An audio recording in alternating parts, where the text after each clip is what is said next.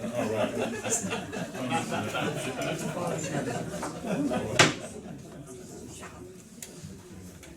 evening, everybody. Hope everybody had a good time today. Well, I wasn't writing. But we'll start up with a few of the securities and safeties. Alright. So we're not expecting a fire drill, but if the alarm does sound, please make your way to the nearest fire exit. The emergency exit at the back of the chambers will take you across the roof and down the fire escape. Take care as this may be slippery effect. Or we can exit the way you enter the building through the police station and out the front or back door. If it is not possible to get to an exit when the lift lobby is a safety zone in the event of fire. Under no circumstances should the lift be used, however. Please make sure that all mobile phones and devices are switched off or on silent. Any individual wishing to video or audio record the meeting may do so. I must inform you that this meeting is being videoed by the council and will be uploaded to the council's YouTube channel. Please remember, anyone wishing to speak in the public participation part of the meeting should raise their hand and wait for me as chair to gesture for you to speak. You will be given a maximum of 4 minutes to make your representation, which should be aimed at me as chair. Please state the agenda item which you will be speaking about. Through me as chair, council members or officers may then respond to your point if necessary. You will not automatically be able to reply unless I as chair allow you to do so. The full public participation policy and other helpful policies are available.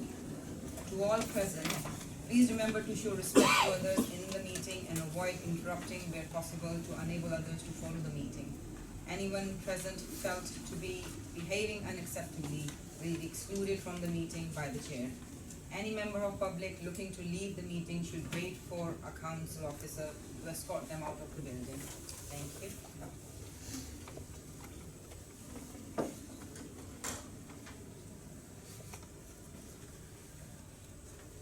Agenda item number 1, apologies for absence. Councillor Richard Nolan. Point of order, Madam Mayor. I understand that it's normal practice to give a reason for not attending council meetings. Did Councillor Moreland offer a reason? Look down all round, Chair. Okay.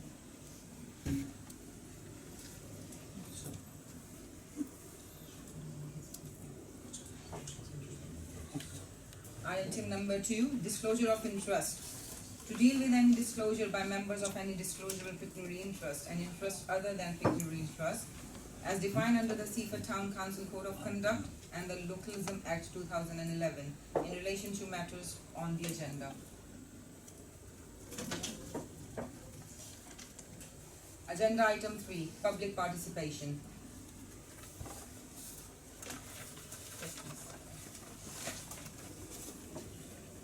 Addressing item, Lady Mayor and Town Councillors, item 15 on the agenda, the Seaview huts on Seaford Promenade.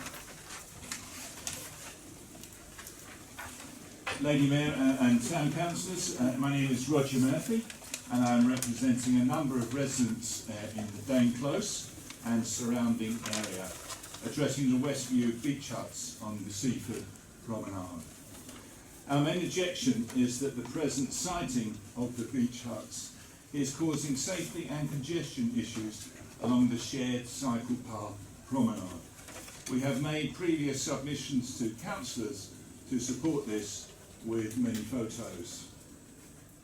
We note the council's proposals to alleviate some of the issues by resiting beach huts in pairs towards the shingle side of the promenade, leaving gaps between them for hirers to use. We do not feel that this will necessarily improve the situation and indeed may make it worse for the following reasons. Children and young people may step out from behind the huts in front of oncoming cyclists who will have no warning that they are there. 2, hirers may well spread out their chairs behind the huts for space to cater for parties of 30 plus. And as there is no adequate enforcement, hirers are left to their own devices. The space left between the road wall and the back of the huts will be less than 12 feet, creating a tunnel effect and aesthetically very much less space. We were also told by STC that planning permission for the huts was not needed. But from our research, we believe that planning permission may well be required. And again, we will be making representations. In essence, the current siting of the beach huts are in a place which is not suitable because of lack of space, large numbers of people using the huts, causing safety and congestion issues. Finally, it is very interesting to note that the huts are still available for hire, despite the regeneration of the beach with 40-ton trucks passing within a few feet of the huts. Surely a safety concern. Thank you. Thank you very much.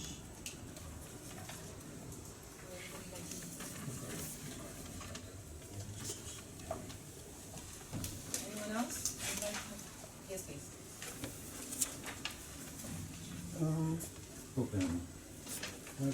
In respect of item 6A, which is the Mayor's I'm report, afraid I can't hear you properly. I'm sorry, I haven't got a mic. Would you like to come in the front? I'll try and speak up. Okay, thank you. In respect of item 6A, the Mayor's report, many residents are impressed with the positive engagement and prolific appearances of our Mayor at official and unofficial events, and I would like to express our pride in our Mayor, Councillor Ezell, and to wish her support in any way.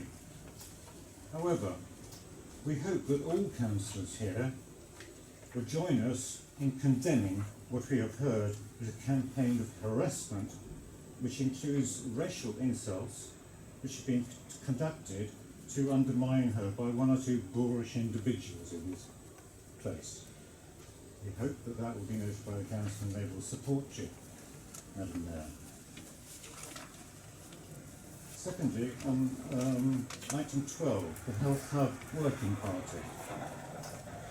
I very much hope that councillors will decide not to forward the Working Party's first interim report on to Lewis.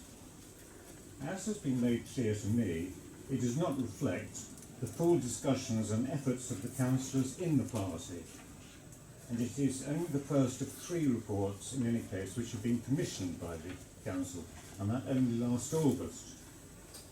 Given the short time they have been given in which to consider this rather important matter, may I suggest that if their conclusions are to be shared with Lewis, and there's no reason for that since they were commissioned by SCC, it'd be more appropriate to wait until their final report is completed and allow them, in fact, as much time as they actually need to consider their research and their considerations.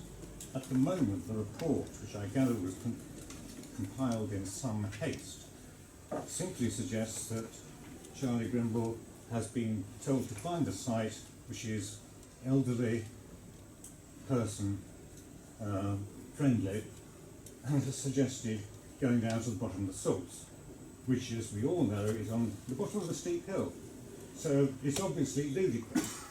There's an awful lot of other stuff that hasn't been included in the report, which I know, because I've spoken to one or two people, and it makes Charlie and the rest of the group look silly, quite frankly. So pushing it on to Lewis, it's pointless, I suggest.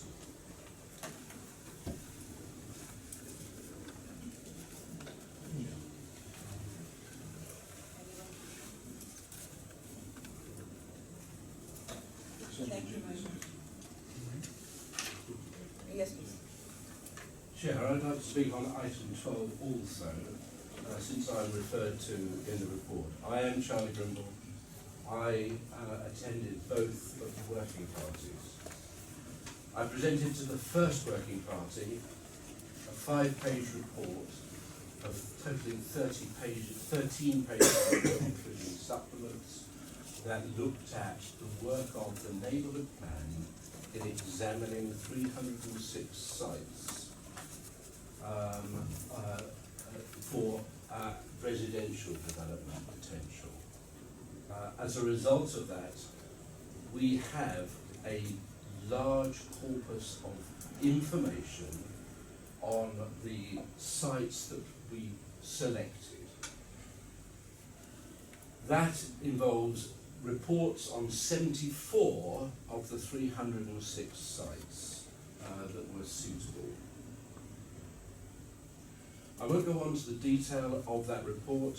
The report I have offered into the public arena if the working party wishes to make it, if Seaford Town Council wishes to make it. It is a serious, in-depth study showing what is possible in terms of area to accommodate a facility similar to that which was proposed for the Downs site on another location, but this time in the town centre. As members will no doubt perceive, there are no sites like that without problems. The Downs site itself presents problems, so you know it's in good company. But problems can be mitigated, and they need to be considered if they are going to be mitigated by professionals and not by, if you like, a retired professional, but nevertheless speaking in a lay capacity. So I think that the report produced, the interim report produced by Councillor Morland, accurately represents the discussions that we had, but it goes beyond the actual discussions that we did have. And the reason why I say that is that the terms of reference of the Downs, the Health Accommodation Working Party were that the health hub was outside the scope. And so there was no discussion about any facilities being located on the Downs site. You will see on the second page in the penultimate paragraph wording that seems to indicate that I advised on the potential of putting a building on the site. I did not, because of the specific exclusion from the working party. So I disagree with that particular point in his report. As a consequence, there are sites, as he acknowledges in the report, in the appendix, specifically Plan B2 and Plan D, which we did not discuss as a working party and which I did not advise on. As I say, you have the report in front of you. My observation about the working of the working party was that it did the job that was set it and has reported accordingly, but I do take issue with that one particular point. I did also report to the working party about the evidence that I had given to the Lewis District Council scrutiny panel, because they also asked Keith Papburn and myself, representing the neighbourhood plan, to let them have the same evidence that they gave to the Seaford Town Council working party. So I reported back on that. Councillor Borman was there and she can verify that. Thank you.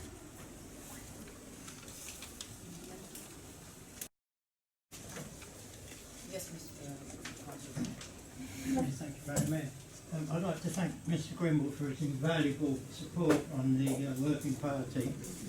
He did come along and say that he would not give us any advice, he would only advise on the nature of the land, etc.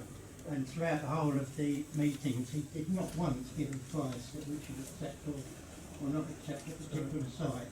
But his contribution was absolutely invaluable to compiling the report. Thank you very much. Thank you, Madam Mayor. In view of Mr. Grimble's comments and Councillor Brown's comments, could I propose that the report is amended, taking into account the errors which have been identified before it goes any further? Thank you. This is agenda item 12. Agenda item 12. Okay. Anyone else, please? Yes, please. Thank you, Madam Mayor. I must please ask to leave once I've made a statement which I'd like to read out. I have personal responsibilities I need to tend to. I'm sorry for making the statement now. This is regarding item 12 or therefore, and this is regarding the fiasco that took place the last time I was here, which would have been my first meeting, and I must admit I'm rather disgusted. I'd like to express my disbelief in the council and more importantly the town clerk and Councillor Lord. To say that what happened at the meeting was a fiasco is an understatement, and I've since left with no opinion but to think that the James Show is now part of the council, or the council belongs to the James Show. I've posed several questions, all of which I've yet to have a single answer from the town clerk to any email or complaint that has been sent, and I know that they have been received, and I know I'm not the only one with the same complaint. This means, in my opinion, the town clerk is derelict in his duties. I'd also like to know how did so many people gain access to the last meeting before the doors were even opened, as I was standing outside together with the gentleman standing next to me. Okay, and obviously what ensued was terrible.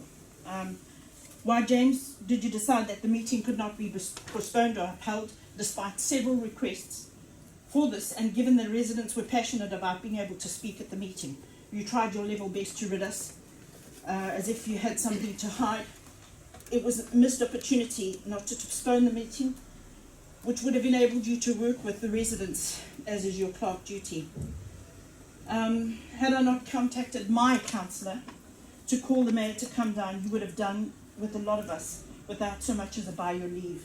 And still you advised the mayor that it could not have been changed at all. What nonsense. Madam Mayor, I hope you realise that the town clerk is to do your bidding, and you're able to take advice, but you need not follow it.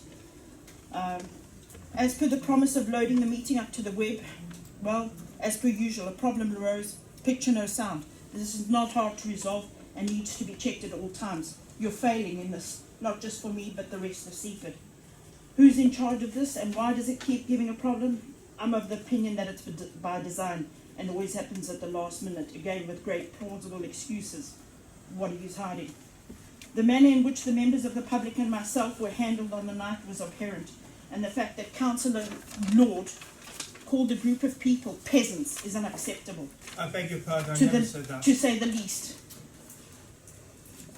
To say the least. We have as yet no inclination of any apology. Councillor Lord, I hope those taxpayers who voted for you realise that this is what you think of them, as you called the whole group in the foyer a bunch of peasants. And there was more than one person who will admit to this. James, both you and Lord stated that the person or persons on the committee would need to be impartial. Well then, whilst your agenda was shown, how does it explain your impartiality? Councillor Lord said he wanted to make the health hub a reality. He should have been removed or have stood down.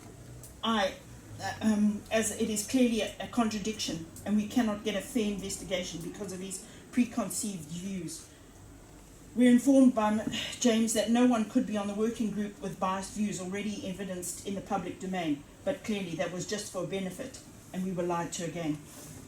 As for locking the foyer with the people in it and then calling the police, well done, James. You're quite the town clerk, or seemingly the big bully. You seem to be running the council and steering everyone away from your actions or lack thereof. I don't think you know. I personally do not no longer think that you, if you ever did, have interests in Seaford at heart and have an alternative agenda. I honestly do believe that you should resign. Your actions at your last meeting, when I tried to attend my first meeting, were a disgrace. Thank you very much for having heard me, and I'd be grateful if somebody could have spoken to me. Would you just wait till we respond to that?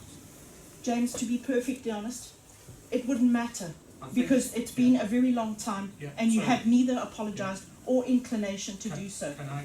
So, Well, I think it's only fair, and we've sat and let you talk. go ahead. Madam Mayor, just one comment. Perhaps the council could just adjourn for 5 minutes, and the lady just decided you hang on, please. This could be dealt with out of. I'd sorry. And then perhaps Yeah. come back and update the council. I think I have a right to. Point of order. Point of order. The lady spoke to me like that. is entitled to reply. Oh no, absolutely. No, that's right. That's in public, absolutely right. please. In public. I completely respect. I'll have you give that copy to the lady. Of course, of course. What you just said. It's all on tapes anyway. Please. There's a few misunderstandings on your behalf there. The first one is I haven't got the power to postpone the meeting. That is not within my privilege. You referred to the James show. That would have been the James show. I cannot tell the council they can't have the meeting. I can't tell the council they can postpone the meeting. That is not in my gift whatsoever. So when I was talking to you downstairs, I could not make that decision, and I did explain that to some people. If you remember, you did have a bit of a tantrum downstairs, and you did start jumping around at the side when I was explaining that point. The other things that you raised, there's some of the points that you raised, which are not true either. I didn't say you couldn't be on the working group if you were prejudiced. What I was explaining to one lady is that you couldn't vote on a matter if you were predetermined, which is a specific legal term, and I explained to that lady what predetermination means. It was nothing to do with the working group, because the working group has no decision-making powers. It doesn't make any difference on the working group. It was to do with the actual council when you're voting. The CCTV, I don't do the CCTV. If anyone who's been here tonight would know that I haven't been responsible for that. It's not my responsibility. I'm not saying that I've washed my hands of responsibility. The members of my staff are responsible for that. And unfortunately, the electrician who connected the speakers that you see up here, or microphones I should say, to the system, it went wrong that night. We don't know why, but it went wrong that night, and that's why the sound was really bad. There was a couple of other points I wanted to mention as well. The email complaints you've mentioned, I haven't received any complaints from you, so I can't respond to them, I can't apologise to them, I haven't received them, it's impossible for me to do so. But once I do see them, I will respond in due course. But I haven't received anything from you. The meeting itself, there was a lot of people attended, but everybody, as you were explaining downstairs, you do not have a right to attend the meeting. The council has a duty to provide spaces for a number of people to attend the meeting, up to health and safety numbers, which for this room is 50. So we allow 24 seats at the back. That's all we can do. We can't do any more than that. Now, as for the council, if they decided to defer items, but nobody proposed that during the meeting when I was upstairs. That was never proposed, never discussed while I was in the room. I would have given advice if that was the case. It might have been discussed before when I was downstairs and there was people up here talking informally, but it never happened since I've found out. But it never happened in my presence, and I never give any advice on that. So the council could have deferred an item. However, the whole idea of goalposts have changed, but the whole idea of the working party doing a report was so that the working party could report in time to fit into the timetable at Lewis District Council.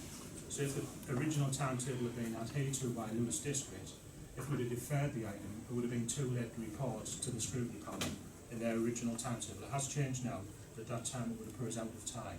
So there wasn't really an opportunity, in fairness to the council, to defer the item and still go ahead with the idea of the working party as they saw it at that time. I apologise if you were upset by anything that happened. I'm quite happy to do that publicly. I'm big enough to do that.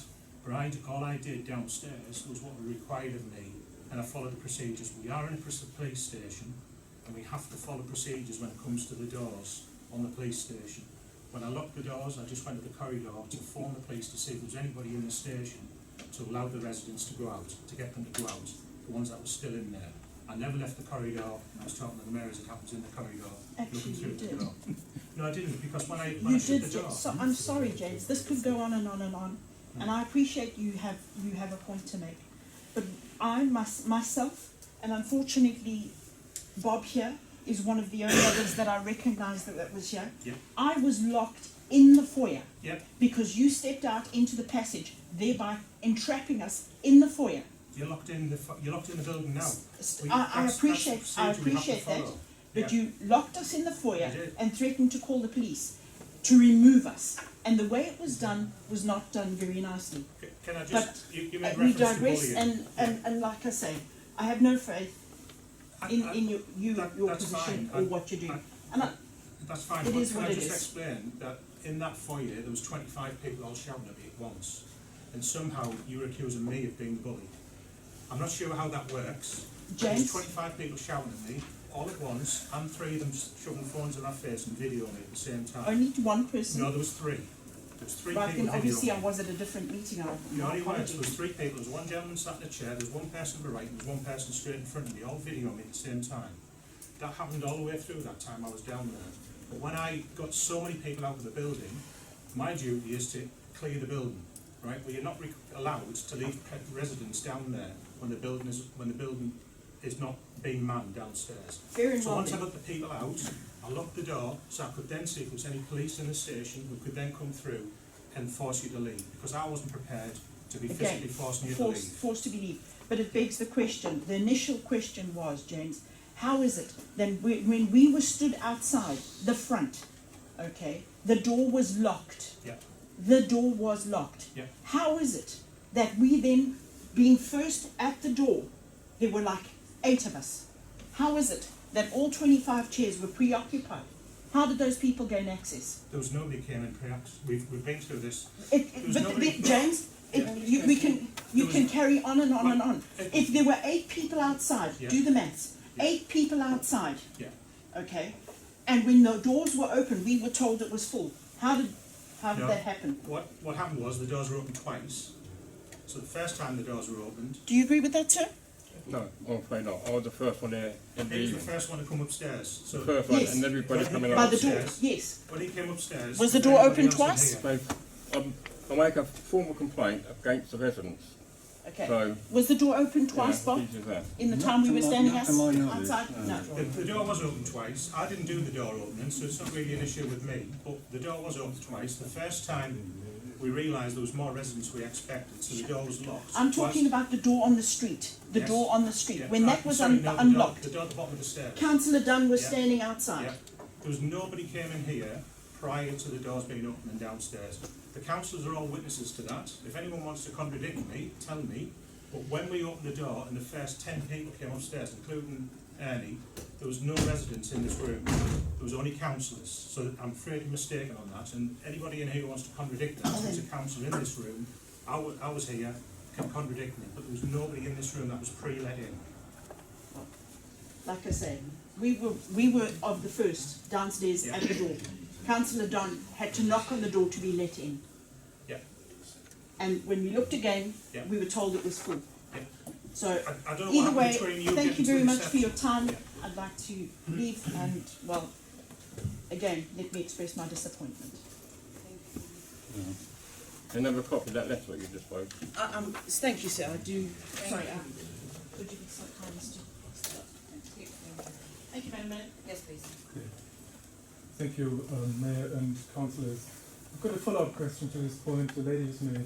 What is happening to the complaints about the mistreatment of residents by the town council officials on the 15th of August? We understand an extraordinary meeting of the personnel committee was held on the 13th of September, but there has been so far no published minutes of this meeting. We are concerned about how the public complaints been treated so far and how it's been dealt with. So we need to get some clarity about this, please. And they are being dealt with and processes are ongoing. We'd like to know how. We will inform you. Thank you. We will inform you of the updates. Thank you. Any other comments? Anyone else would like to speak? Yes, please. I'm Peter Blackburn. I'd just like to make some comments on item 12. Can you speak up, please, sir? Despite my initial scepticism about the value of the working party, I have to say the working party, in my judgment, has been worthwhile. And it's been worthwhile because it's identified one possible option, that's building on the northeast corner of the Salts, that needs to have a feasibility study. That's a good thing about the report. I was less happy that the report does not give the pros and cons of the various plans. It gives the impression, therefore, that there are lots of options that can be considered. But all the options for option C, they've all involved a split of the surgeries. There's no coming together to deliver a unified service. Because I can't mention the hub, but the idea of all the doctors together and all the support services is to improve efficiency and improve service to the population. If you're splitting, you're losing the big advantage of having in one place. One other point, I'm unclear what the working party is now going to do. What further work? I'll be interested to hear. Bearing in mind, the council, the scrutiny panel and so on are giving this a lot of urgency. They really want to get to move it on and give it a high priority. Thank you.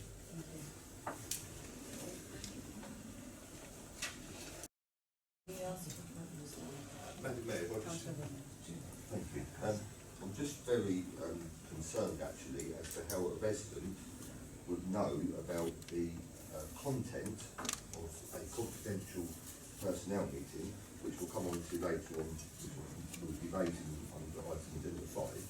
But I'm just very concerned as to how a resident would know about the confidentiality of those documents and content, and why is that resident fully aware of where that's going. So I would like a response to that. Perhaps the chair of personnel will respond to the council and explain that to us. Thank you.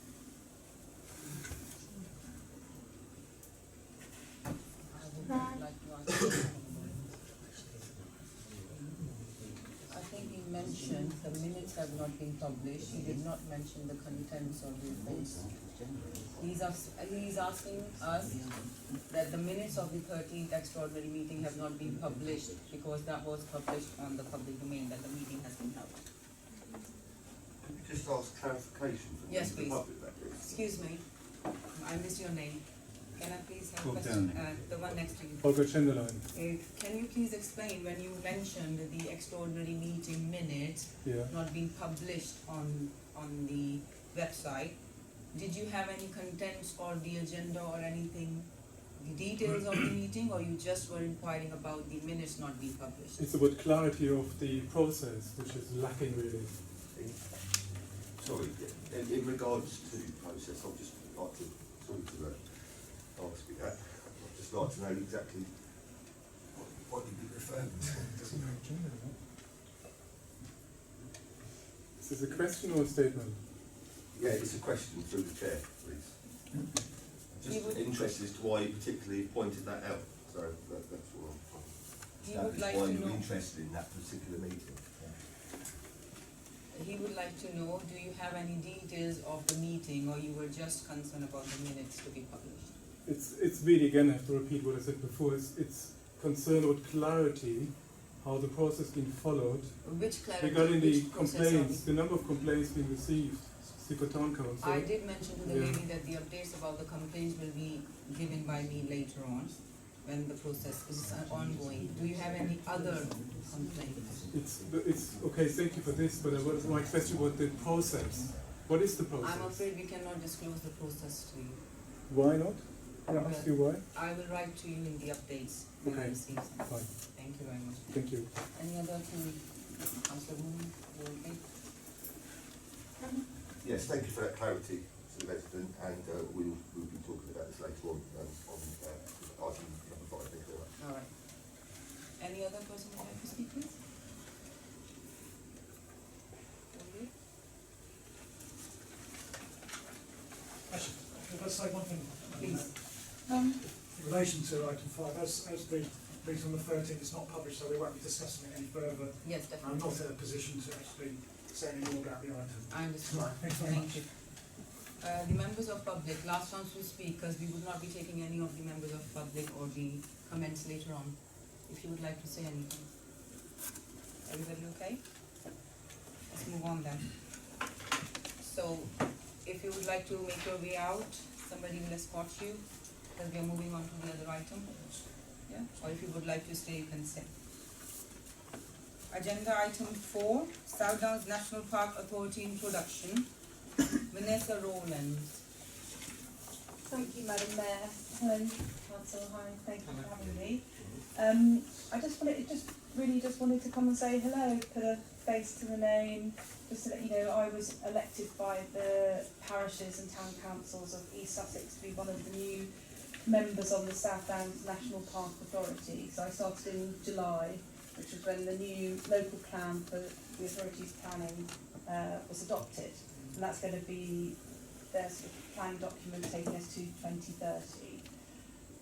Since then, we've also become the preferred bidders for the Seven Sisters Country Park, which you probably all know that. But just to let you know, we're still in negotiations with East Sussex County Council. We were hoping that it was all going to be going through by April next year, but it's not happening so far yet. Nothing. We haven't exchanged contracts, if you like, so we're still waiting.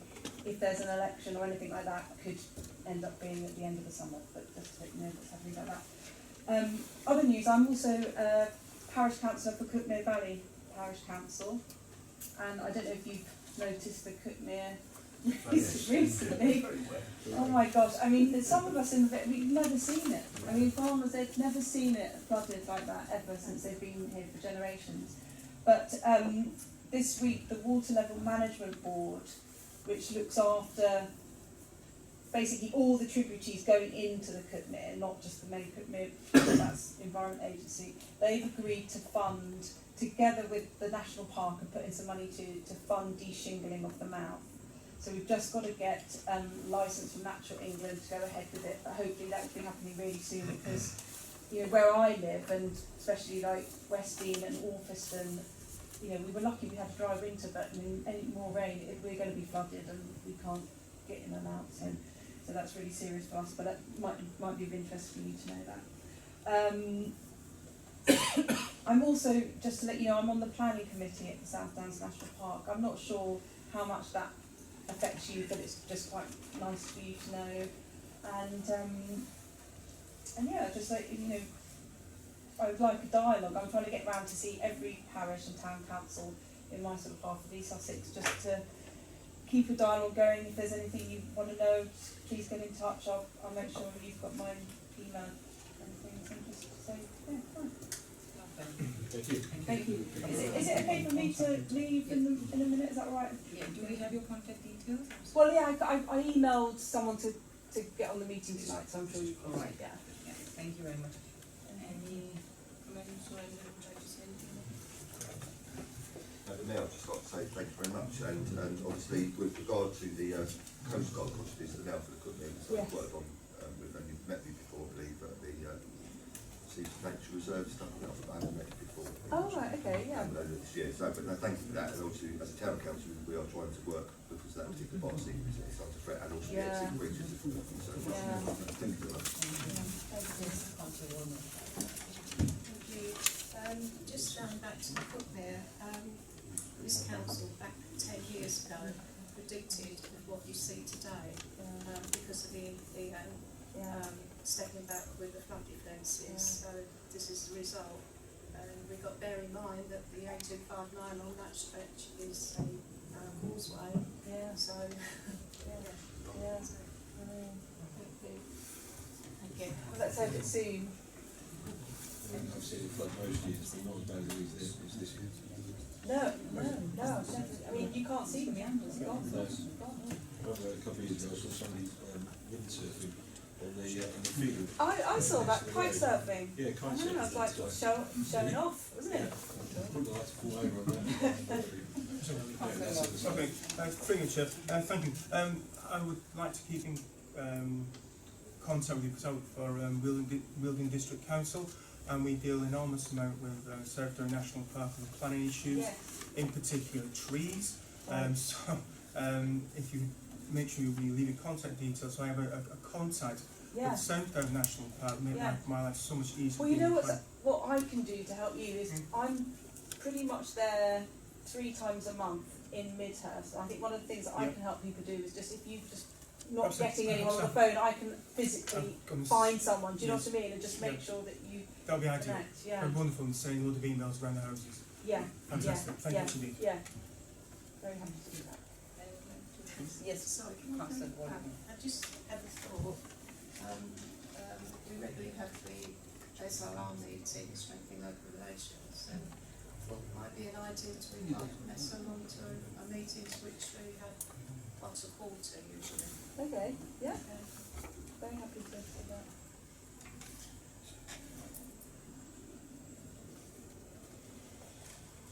Yes, Councillor. Yeah, through you, Chair. Could you just confirm, you say you're Cutler Valley, so where's that? Is that north of the A27, north of Alfreton, south of Alfreton? So we're on. So we're. Your ward, yeah. North. So we are from on the east side of the Kootenay River. So we're Lullington, Litlington, Yeah. and Westdean, and it goes down to the coast. So you're that side, right? So Yeah. you're like east side of that. Okay, great. Yeah, yeah. So does some of the work that goes through your check south of the 259, you know, does it go north of the 259 as well, up further up towards the areas where you described, or is it, or does some of that flood situation just go as far as the 259? Well, at the, I mean, it doesn't really irrelevant at this stage. well, it's just flooding all the way up to Alfreton. Okay, I thought it would be. Yeah, I mean, it's the river's completely so. I mean, what's happened? It hasn't. EEA haven't de-shingled for. I think it's 2017 was the last time. So even 2 or 3 years. Yeah, and it's like it's a cork in a bottle, effectively, and you're getting especially the housing developments happening in Hellingly, and the water runoff there, plus the amount of water, you know, it's just backing up. So at the moment, it's really backed up to the 259. It's completely flooded, isn't it, up there? And there's just pools of water. We've had pools of water in Litlington, Lullington all year, and we had a really dry winter, didn't we? I mean, there was, you know, there was water there the whole time, and so we've been really anxious that it has to get de-shingled, because otherwise it's going to be pretty horrific. And I think we've got, actually it's dry this weekend, isn't it? But, it's been so wet. So yeah. No, thank you for that. No, thank you. Thank you very much. Anybody else would like to say? Okay. Perfect. Moving on to agenda number 5, minutes. To note the following minutes, approving or not approving recommendations as required. 4.1, full council, 15th August 2019, pages 4 to 8.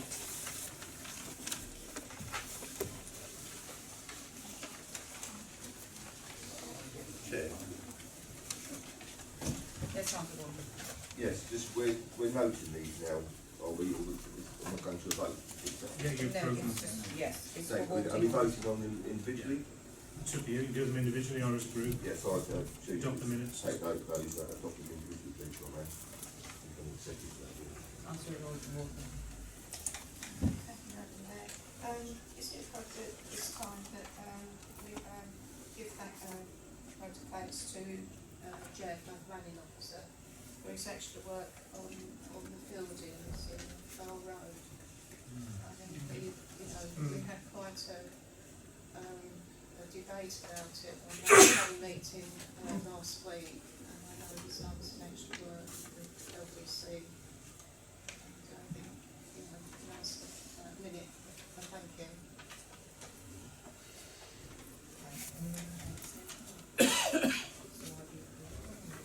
I think you probably just need someone to propose the second council minutes. Yes, please. Can you please have the proposal for Point of order, please. Yes, Thank you. Actually, a set of minutes missing off this list, which was the Extraordinary Personnel Committee of the 13th of September. Why haven't those minutes been?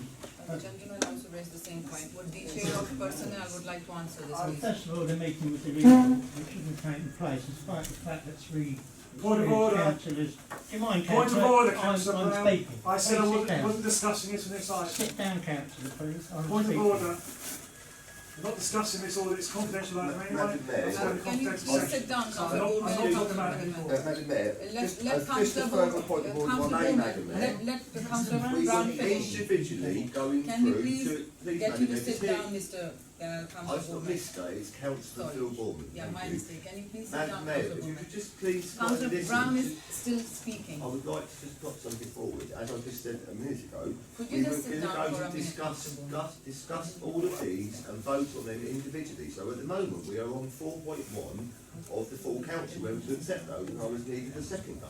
And then we're moving down to 4.2, 4.3, and then we're going to go on to 4.4, which I believe Councillor Brown would like to discuss, and I would also like to discuss those as well, please, Madam Mayor. Thank you. I'm afraid we will continue with the point of order. Please, Councillor Brown. Well, I haven't seen these minutes at all, Madam Mayor, so have they been published or not? Yes, would you like me to refer your question to Councillor Honeyman for that, please? Councillor Honeyman? I should just repeat, Councillor Brown, I'm not at this stage able to make any comment on those particular minutes. Thank you. Madam Mayor, I think we actually need to have a vote on to whether Councillor... You are interrupting the meeting now. Could you please sit down unless it's relevant to the point, Madam Unless I tell you yet that you can speak, please? Thank you. James, would you like to say something? No, I think it's possible. Yeah? Yes, Councillor. I would propose that we vote a vote of no confidence in Councillor Honeyman for the chair of the Personnel Committee with immediate effect, Madam Mayor. Thank you.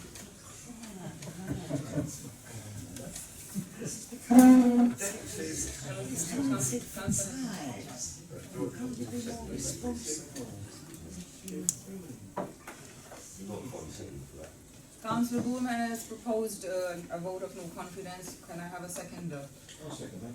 Right. Can we have the vote of no confidence? Could we have a recorded vote on that as well, please? Madam Mayor, thank you. This is not acceptable. Why is it not having any minutes on the meeting? Why are we doing this? Where does it say that you should discuss that? I brought it up in matters arising. But the question that was raised by Councillor Brown and a member of the public, which Councillor Honeyman said because of the confidential nature is not advisable to speak at this moment, was why was the minutes not published? The agenda's on the website, but there's no minutes.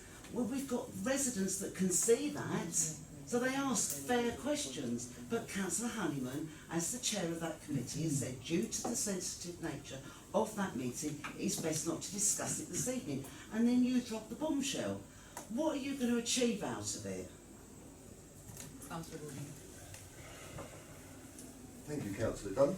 So the point being is that several councillors, since the date of the 14th or the 15th of September, have asked I the will chair... interrupt Councillor Boorman. You are not Please. supposed to speak about this because this is not on the agenda, I'm afraid. It is on the agenda. It is not on the agenda, I'm afraid. Excuse me, but it's matters It is not on the agenda, as a I'm result afraid. of this... Please sit down. It is not on the agenda. Chairman, just for clarity, when I ask the question, I assume there are minutes taken of that meeting. I understand that Councillor Hanneman is saying he will make the minutes available, but not now. Is that a correct understanding of what's being said? There's certain things still need to go for comfort. Yeah, sorry. Does it? Yeah, thank you. So the minutes will be made available at some point. Yes.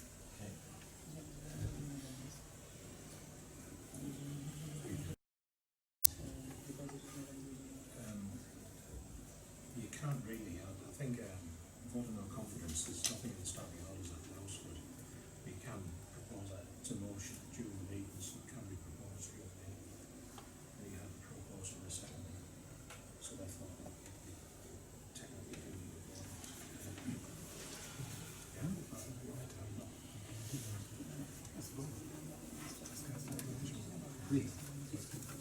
No, vote of no confidence has no bearing on law.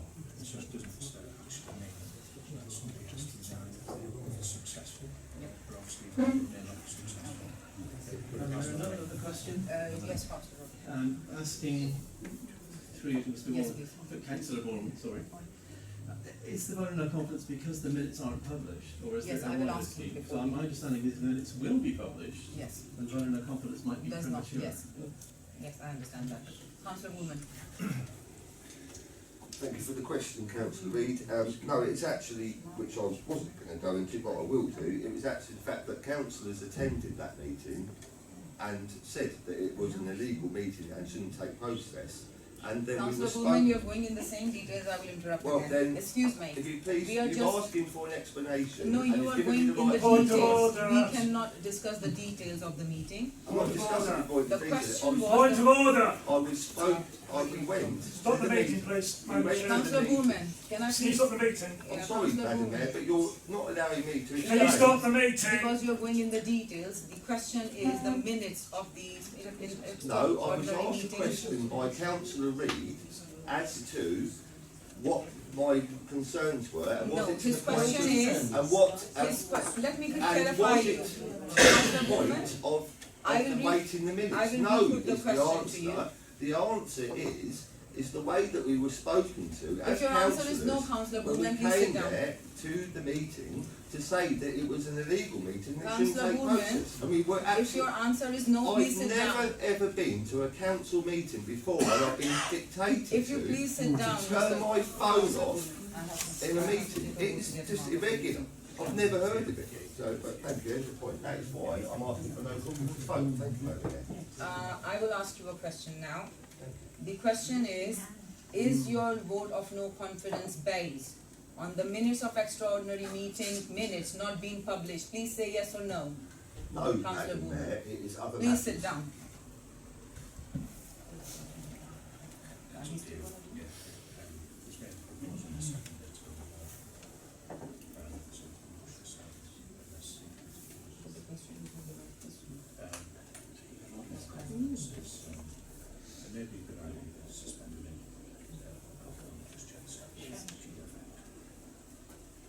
We would like to suspend the meeting for 5 minutes, and James is going to have a look at whether this vote of no confidence can go ahead or not. So thank you very much, James.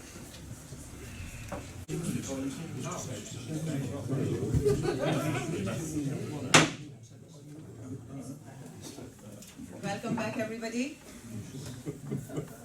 Well, for Councillor Boorman, because it is not on the agenda, I'm afraid your vote of no confidence is null and void. We cannot carry on with that. Thank you. Madam Mayor, could we have an explanation from the clerk, please, as to why? Just that there are certain motions that are allowed during a meeting which are specified in standing orders, and having that vote is not one of those motions that's permitted through the standing orders. So it's an agenda item that needs to be published to do it, same as any other item that you discuss. It's no different from anything else. The motions are clear in the standing orders, what you can vote on and what you can move in the meeting without being on the agenda. Thank you for that. I just, obviously we had matters arising throughout the meeting, things come up and obviously we have to make that's the point I was making. Excuse me, Councillor, no, I'm actually talking in response to Madam Mayor. That's what thank you very much. Thank you, Councillor Boorman. Yes, Councillor. Yeah, I'd just like to put forward, maybe we could bring, I know it's taking things out of order, but is it possible to bring the young mayor's report forward so that he can deliver that, and then possibly because they are minors and also they have school tomorrow, so given the nature of the conversation, it might be nice to just have them do their report and then leave if they want to, only if they want to leave, but bearing in mind time's getting on and they have school tomorrow. Is it agreeable with everybody else? Shall we go ahead and do that? Thank you very much. Thank you. So we are moving on to agenda number 6, Civic Reports Update, Part B, Young Mayor's Update Report. James. Hello everyone. Hello. After meetings with the Mayor and Sue, we have come up with some fundraising ideas for the water taps. One water refill station and installation costs £2,000. In terms of location, the Source Cafe may need one. Another one could go somewhere on the seafront depending on how fundraising goes. As for fundraising, we're doing a stall at Christmas Magic and we have plenty of ideas such as a cake sales at school, non-school uniform days, quiz nights, bag packing at supermarkets, silly sock days, and throwing sponges at teachers, which could be fun. I am working closely with Mr. Handy at school to reduce plastics in the school canteen and petitioning the governors to have solar panels on the roof. On top of that, I have also been discussing ideas with the Seaford Youth Forum. They have said The Seaford Youth Forum are really pleased to be working closely with the young mayors. They have just finished their campaign to provide bike racks and a repair station to the 2 locations along the beachfront, and now are intending to focus on a project to raise awareness and provide an opportunity to plant trees. This seems to blend very well with my own focus on the environment and making Seaford an environmentally friendly town. Just yesterday, Madam Mayor Chanel and I gave a presentation to Annecy School about what the young mayor's role is. We hope to be able to do another one of these for Seaford Primary in the near future. Thank you for listening, and I'll be happy to answer any questions.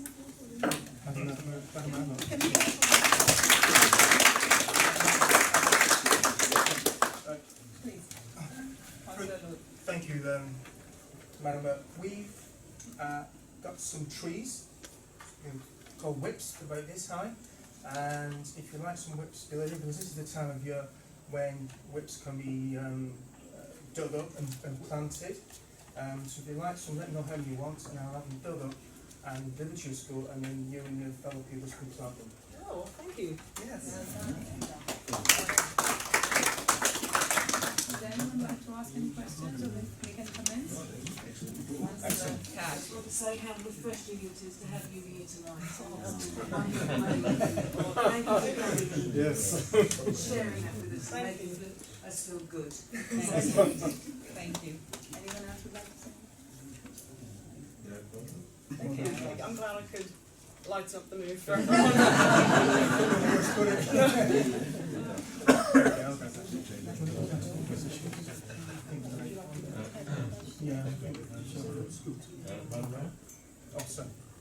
Yes, Councillor. Thank you very much for that enlightening report. I feel much better for it. Could I suggest that you talk to the tree warden, Keith here, with regard to where the whip should go? Okay. Because he's got a lot of expertise and you might find that quite useful. You might have to dig the holes as well. Thank you. Yeah, and they would anybody like to say anything else? Lovely. So the young mayor and the deputy young mayor would like to leave us. They have school tomorrow. If everybody can say a nice farewell. Thank you.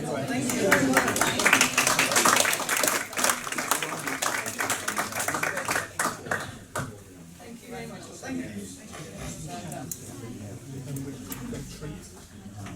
I wish you could stay, actually.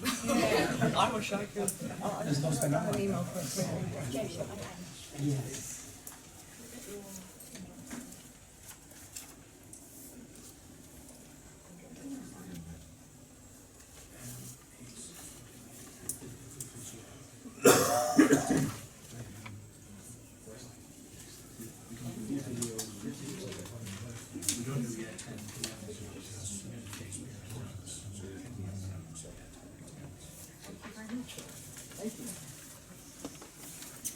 Thank you. Thank you.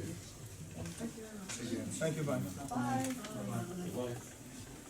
So we are back on agenda 5 minutes. So to note the following minutes, approving or not approving recommendations as required. 4.1 Council, Full Council, 15th August 2019, pages 4 to 8. Could we please have a proposer and seconder to approve or you propose? Councillor Wolverine. Councillor Green, you second that? Can we please have a show of hands if you approve it?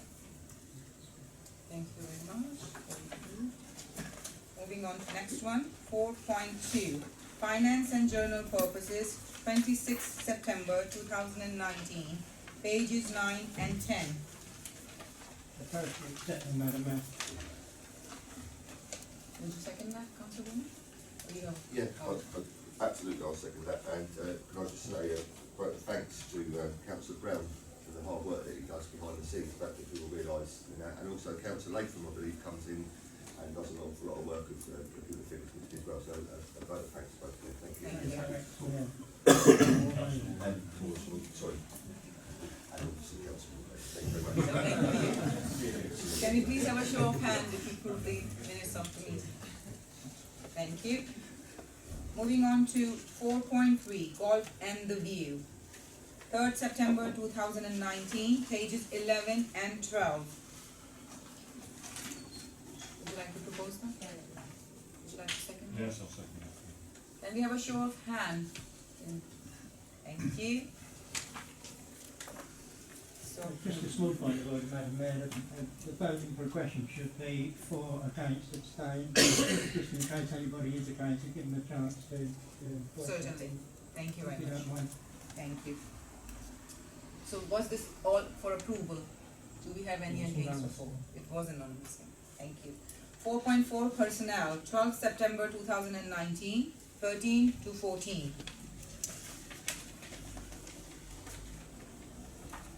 Can we have a proposal for Councillor Honeyman? Would you like to propose it, to approve it? Can we have a second? Councillor Honeyman. Can we please have the vote in approval of the minutes, please?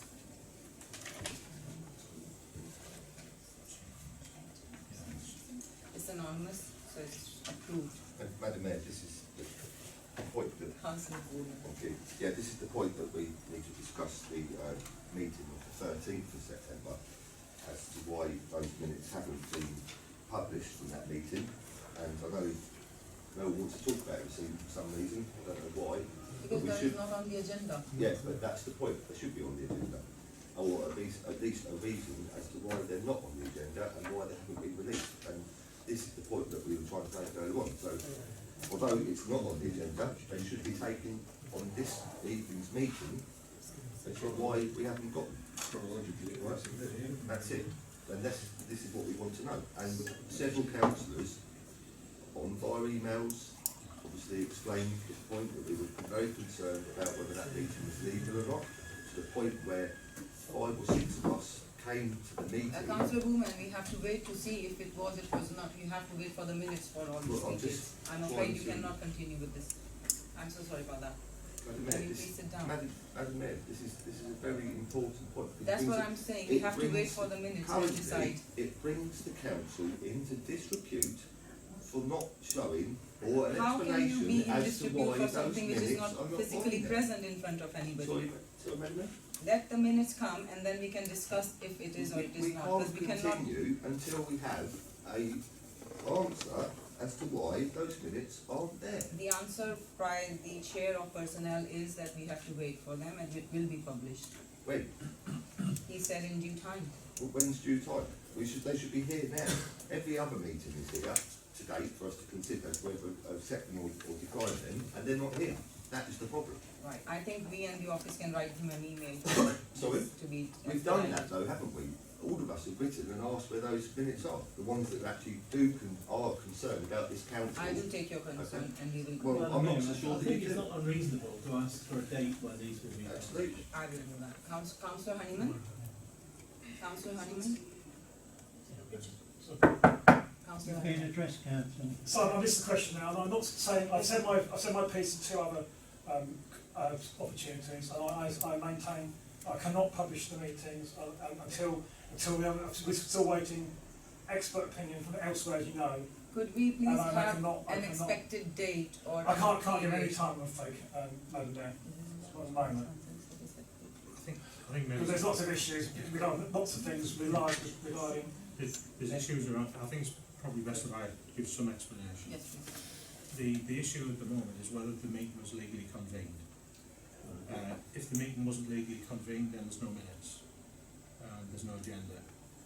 So the issue that Councillor Honeyman's waiting for advice on is whether the meeting was legally convened, which is with Mr. Councillor Honeyman at the moment. Until that decision comes back and we've got clarity on that, then there's nothing more to be said. Of course, if the meeting wasn't legally convened, there won't be any minutes appearing. No. Does it answer your question, Councillor Bowman? If it is found that meeting wasn't. Well, that is the later Please, question, I'm if I afraid, may, Councillor you just Bowman. asked me. Thank you, Madam Mayor. So if we find out that meeting was illegal, what is going to happen? Because it's wrong, it shouldn't have taken place. Yeah, let's have the As we had decision and then we sit down five and talk about experienced councillors went to that meeting to explain. I even came, which is in the minutes, I came on the 12th to say that that meeting shouldn't take place. Which meeting did you? On the personnel meeting, it's in the minutes of the 12th. to say that that meeting shouldn't take place. Yet it was ignored. It was several councillors then turned up on the 13th, experienced councillors, and it was ignored and went ahead. So what are the actions going to be if it's found that that was an illegal meeting? We will see. Madam Mayor, I think it's unfair to deal with Yes, hypotheticals. I think we we have will to- not be dealing with that. Thank you very much, Councillor Woman. Appreciate it. So, number 5, agenda number 5 minutes, number 4.5, Planning and Highways, 8th August 2019, pages 15 to 24, please. Yeah, and we do all 3 of them together? We'll do all 3 of them together. 29th of August 2019, pages 25 to 28, and then last one, 19th September 2019, pages 29 to 30. Can we please have a proposal to approve it? Can we have a second to approve? Can we have the show of hand in approval, please? Thank you, Simon.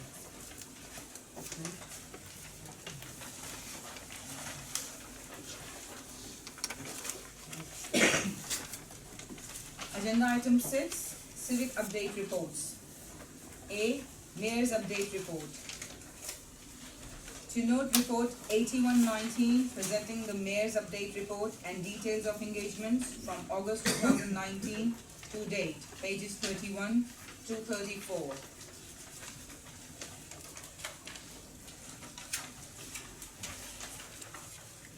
I think, Madam Mayor, I'd just like to commend you for your busyness and your amazing Facebook presence. Yes, Councillor. No, I'd like to agree with that and say what a huge volume of work you're putting into the town. And it's much appreciated. And I've had people comment to me on many occasions how much they've enjoyed your visits. Thank you for your time. Councillor Wood. Yeah, the point about Sea Haven Radio, I listen to it regularly and I'm a regular listener to that, and I heard your comments on there, and I was really impressed to begin with, until you referred to members of the public as common people, and perhaps you'd like to explain that please for me, thank you. I'm not sure if other councillors heard that. It's a generic expression, Councillor Woman. I myself call myself common people, who are people from the earth, people from the town, people, the indigenous people of the town, I would say. So it's in humanity that we are all common and equal. Thank you. Councillor. Yes, indeed, that's all we have a House of Commons, do we not?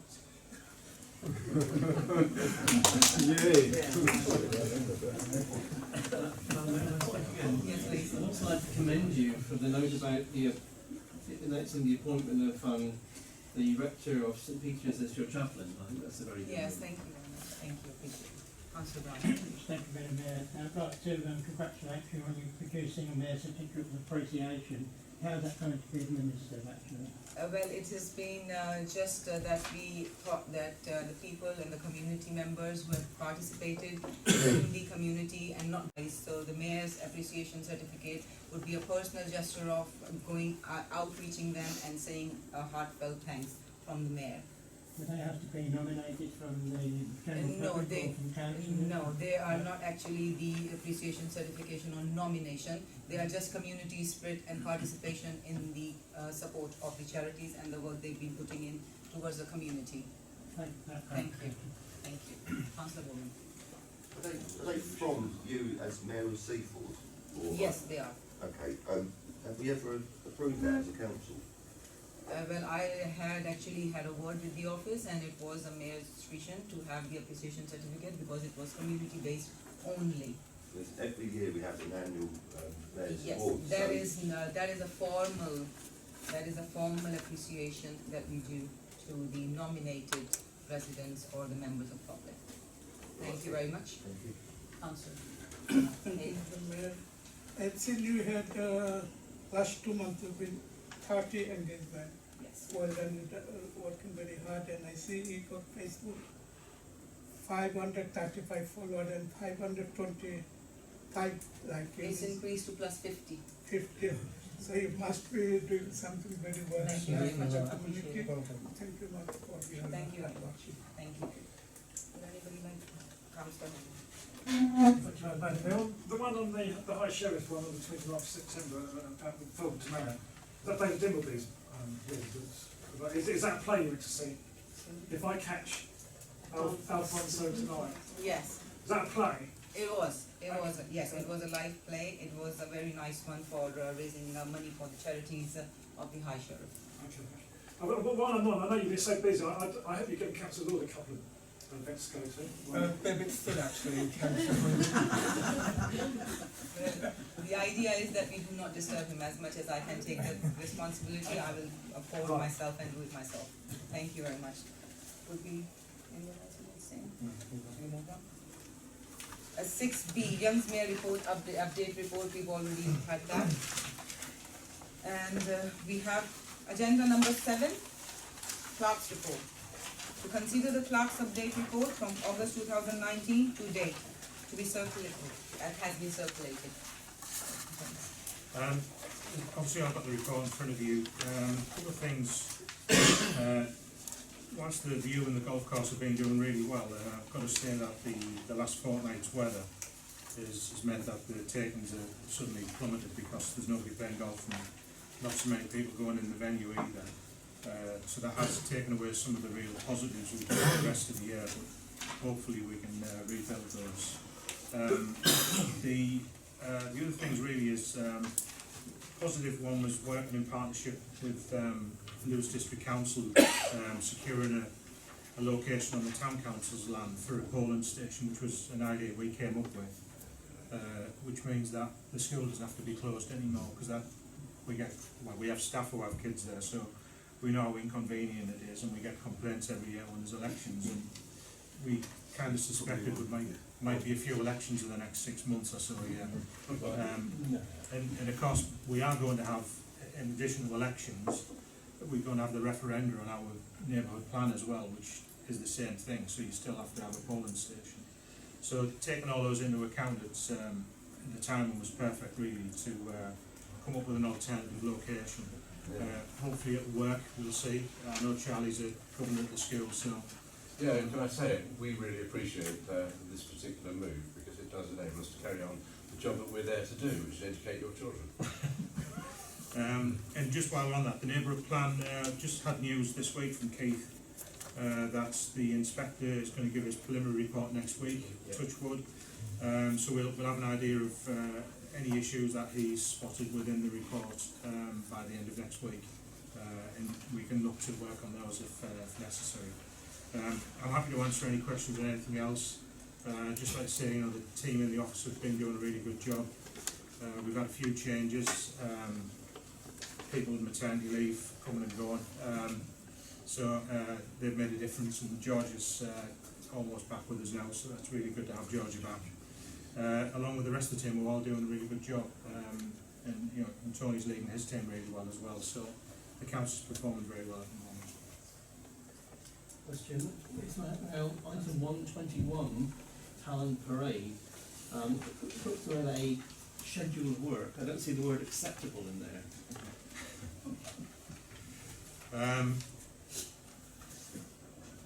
Well, it wasn't a deliberate omission. The schedule of work, I mean, it literally is a Gantt chart, so it doesn't specify the quality of the work. The quality of the work will have to comply with building regulations and also the approved plan and permission for the conversion. I did go around 2 days ago to just have a quick look to see what was going on. And they're aware in the process, one of the first phases is actually moving the barbers in the charity shop, and they're in the process of moving them further down so that they can close off the high street side of the building and start on that side first. So they have started to make progress. We have been in touch with the developers agent again this week, and there are possibilities of other things happening as well, but I can't say too much more at this stage. We are working very closely with Lewis District Council on this though, and I have got a site meeting with the Lewis District Council officer next week as well. So their help has been excellent. Thank you. with regard to the Talent Trades, there's been a lot of social media stuff which I'm sure you're aware of, James, the length of time that it's taken. But what powers does Lewes District Council have to deal with the scaffolding that's been there for years? Perhaps give us a bit more information about that. Obviously, I'm pleased to hear, and I'll go back this evening with there's no that I've got concerned that it's something that is actually finally happening. So much the better for that. Southfield Barn, perhaps in the next report, start to give us a bit more indication as to what we might be expecting that we'd like to have put up there and stuff. It's very vague. Yeah. And also, I'd just like to congratulate you on the police as well in the way that they dealt with the traveller's visit. I know that they broke into the Martello Fields this time. The problem is, if you make it secure there, they'll do what they did the previous year and go up by the Martello Field. So it's a never-ending cycle. Although they weren't here last year, it was the year before. So we're never going to perhaps win with that as much as we like. But I would just like to say huge congratulations to you for the way that you dealt with that. Big hands for that.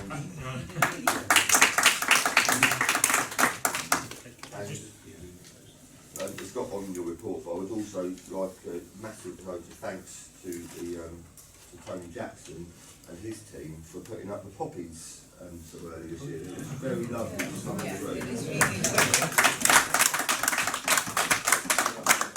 And see those up as an ex-service with myself, and I know there's a lot of other, and Mark as well. You know, that's a really touching thing to see early this year, so people can start to remember those that gave their lives. So thank you very much for that. Thank you.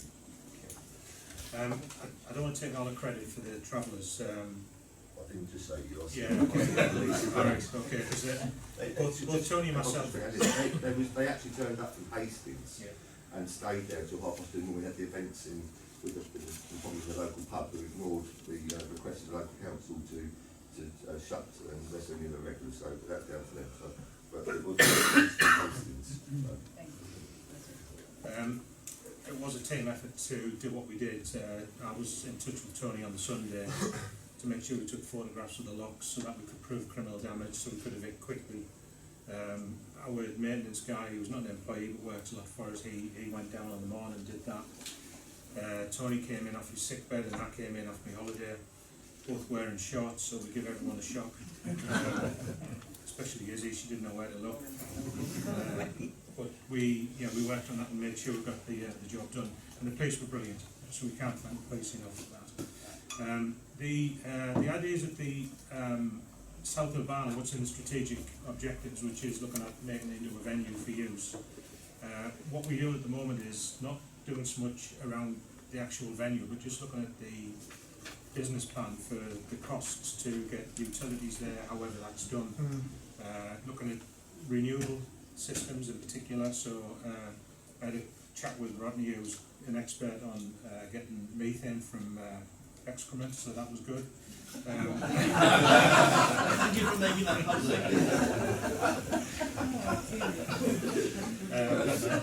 Some of your ideas are excellent, some of them are excellent.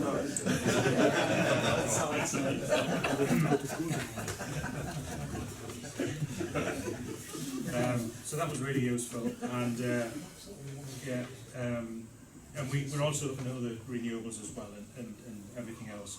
So the team are doing a good job on that, pulling it together. Also looking at another borehole, for example. So we were just about to commission one at the golf course. We've got somebody doing as a design for or a location and costings for one at the barn, for example. So we can put that all in the business plan. So that's where we are with that. It's nothing. Obviously, once we've got all the information together, we'll bring it to the council to look at and make a decision on how we progress with that. What was the other thing you asked me about?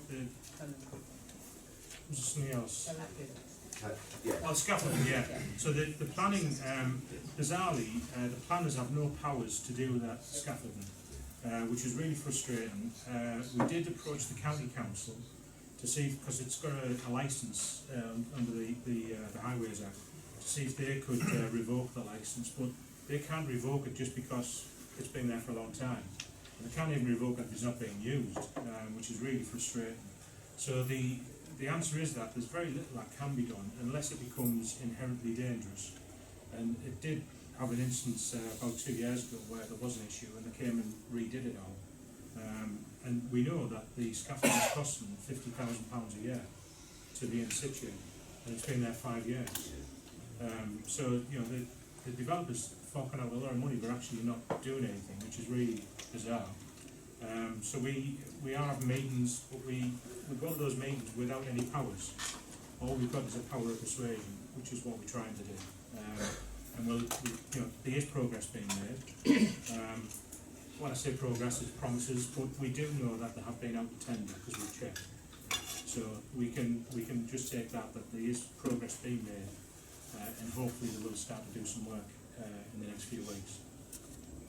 I wondered, in view of the terrible progress of Town Parade, while on that subject, whether developers might be persuaded to sell it to Lewes District Council, and there's a site for the medical hub, which is a possibility. I have written to Lewes District Council on this, Sally Nicholson, and she sent the idea through to the scrutiny committee to see whether or not, you know, it's viable. But that would seem like a solution to me, and it's one that hasn't been considered before.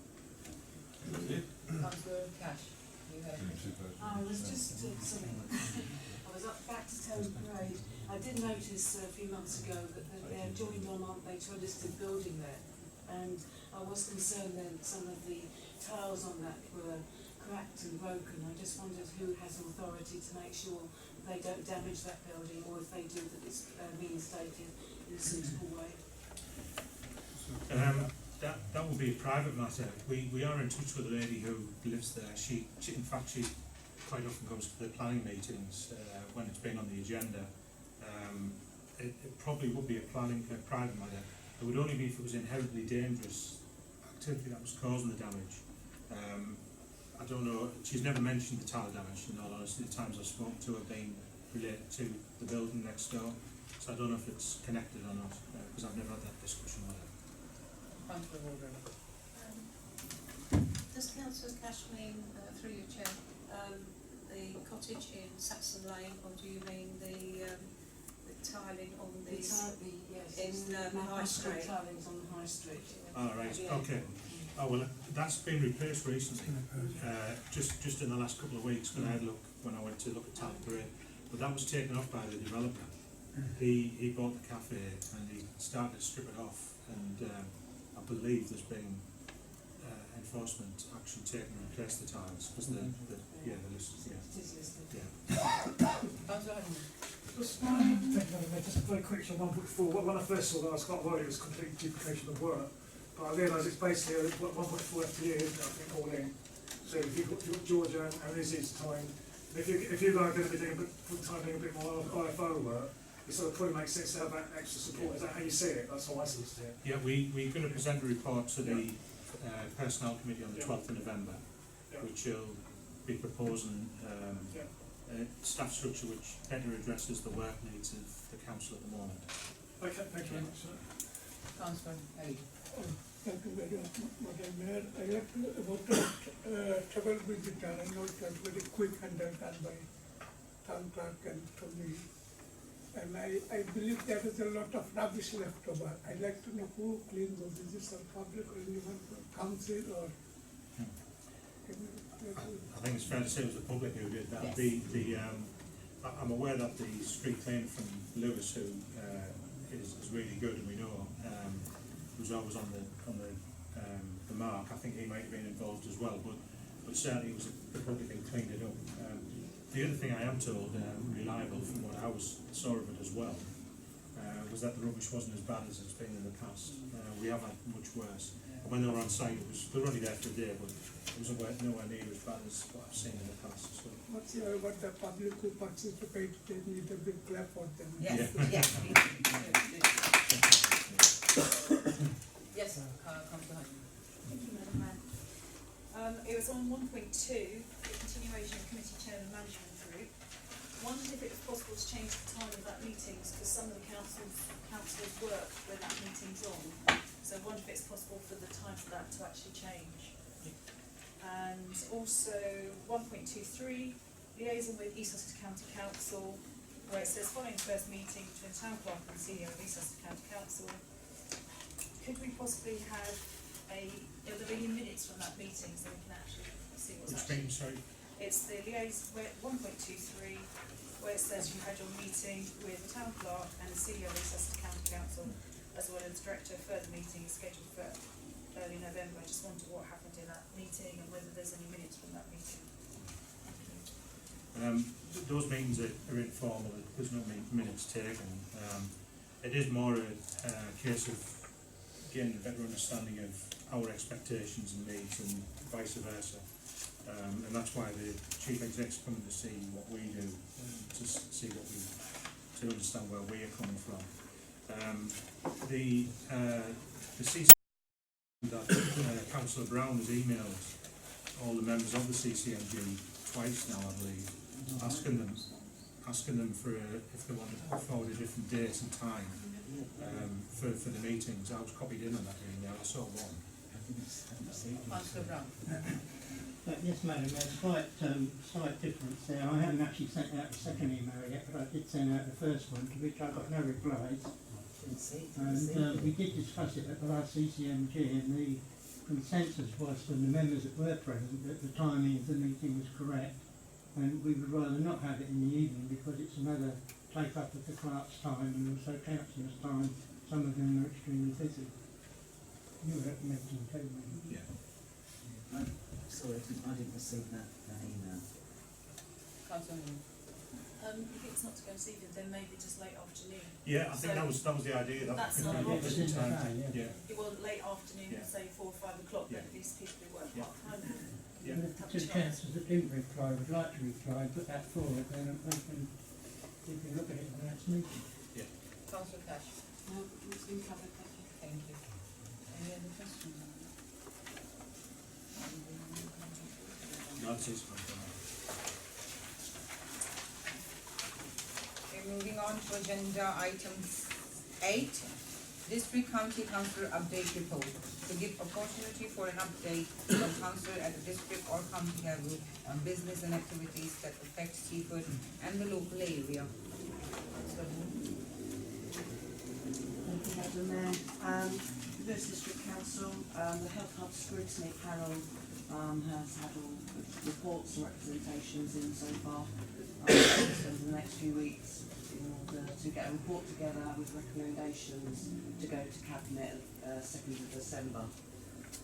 Also, over the next year, flats over the district will have their waste and recycling looked at to check that the bins are in the right ratios, so we can try and increase the recycling rates in the district. And the Neighbourhood First team are doing more patrols in Seaford at known fly tipping areas to try and lessen the fly tipping in the towns. Thank you. Thank you. Any questions? Councillor Wood for county? Madam Mayor, so county councillors met earlier this week to consider the cross-party proposal to declare a climate emergency and commit us to a net zero carbon emissions. So the council voted in favour to do this by 2050, and then there was a launch a campaign to spot the signs and join the fight against modern slavery was also discussed. And then East Sussex celebrated the rise of recent GCSE results, and the achievement has gone up from 62% to 64%, so it's only a couple of percent, but it's going the right way. And then what's been quite controversial, I suppose, affects Seaford quite a lot, is the changes to the early help services with regard to the families and that. So they're all about taking away the buildings where children's centres are and stuff. But it's in order to maintain the delivery of the service. So although there won't be a specific building, there's £4.5 million savings, or £4.4 million savings in those. So it's controversial, but just reassure residents that the services provision still will be there, but it won't be at a building. So it's just a very difficult decision for everyone to make. And hopefully the council will be able to produce its financial budget for going forward next year. Depends on the general election, we'll have a better state as to what's going to happen. So yeah, those are just brief points. Not so nice this time, unfortunately, but Thank you very much. Can I ask a question? Yes, please. Through the chair. Part of the county council's cuts is going to be the loss of the children's centre at Cradle Hill School.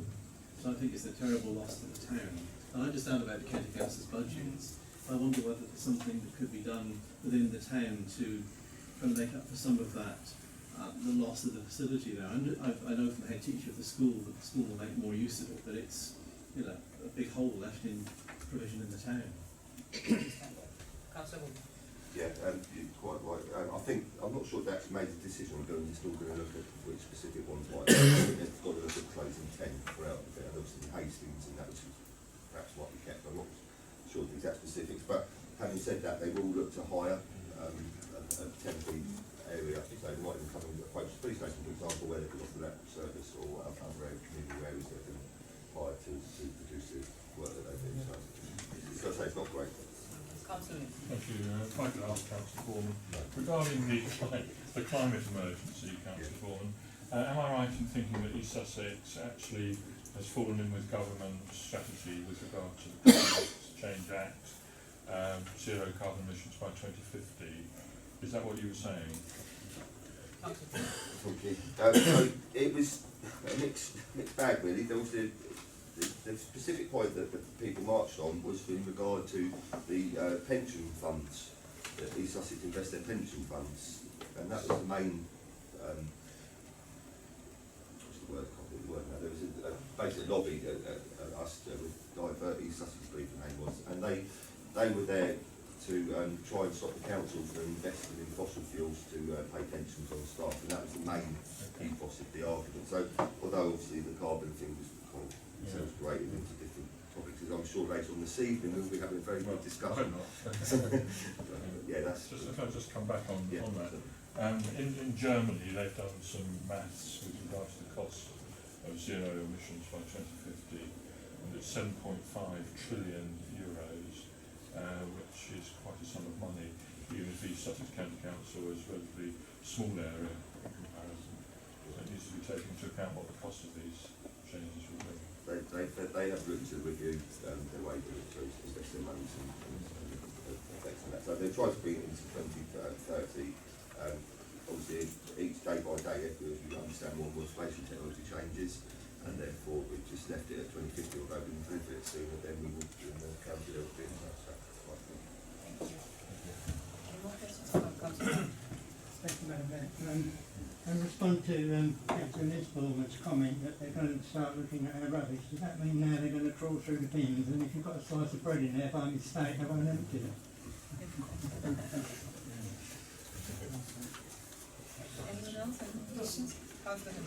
Just for you, Chair, maybe Councillor Boardman can answer this one about the children's centre at Cradle Hill, which is where it is, isn't it? If they're still going to keep the service going, but at the moment the children's centre's got, they've got pension verification, if that happens, if they're still going to keep the service going, and there's no sort of accommodation in the school itself, and effectively you've still been using the children's centre building, but the school effectively take it on. So is it really the school could be paying for that particular service as opposed to the children, you know, there's different budget effects essentially. So I just wondered if that could be the case. I just didn't know. not totally aware that you've understood what I've said. So it's not going to. They may be in a position where they can actually go and visit individual family members that need that. So they're in the building in the homes, or if they need to go somewhere else because the complexity of what's happening, then they would make an arrangement to hire a hall or something like that. But they haven't been specific as to where they're going to use that.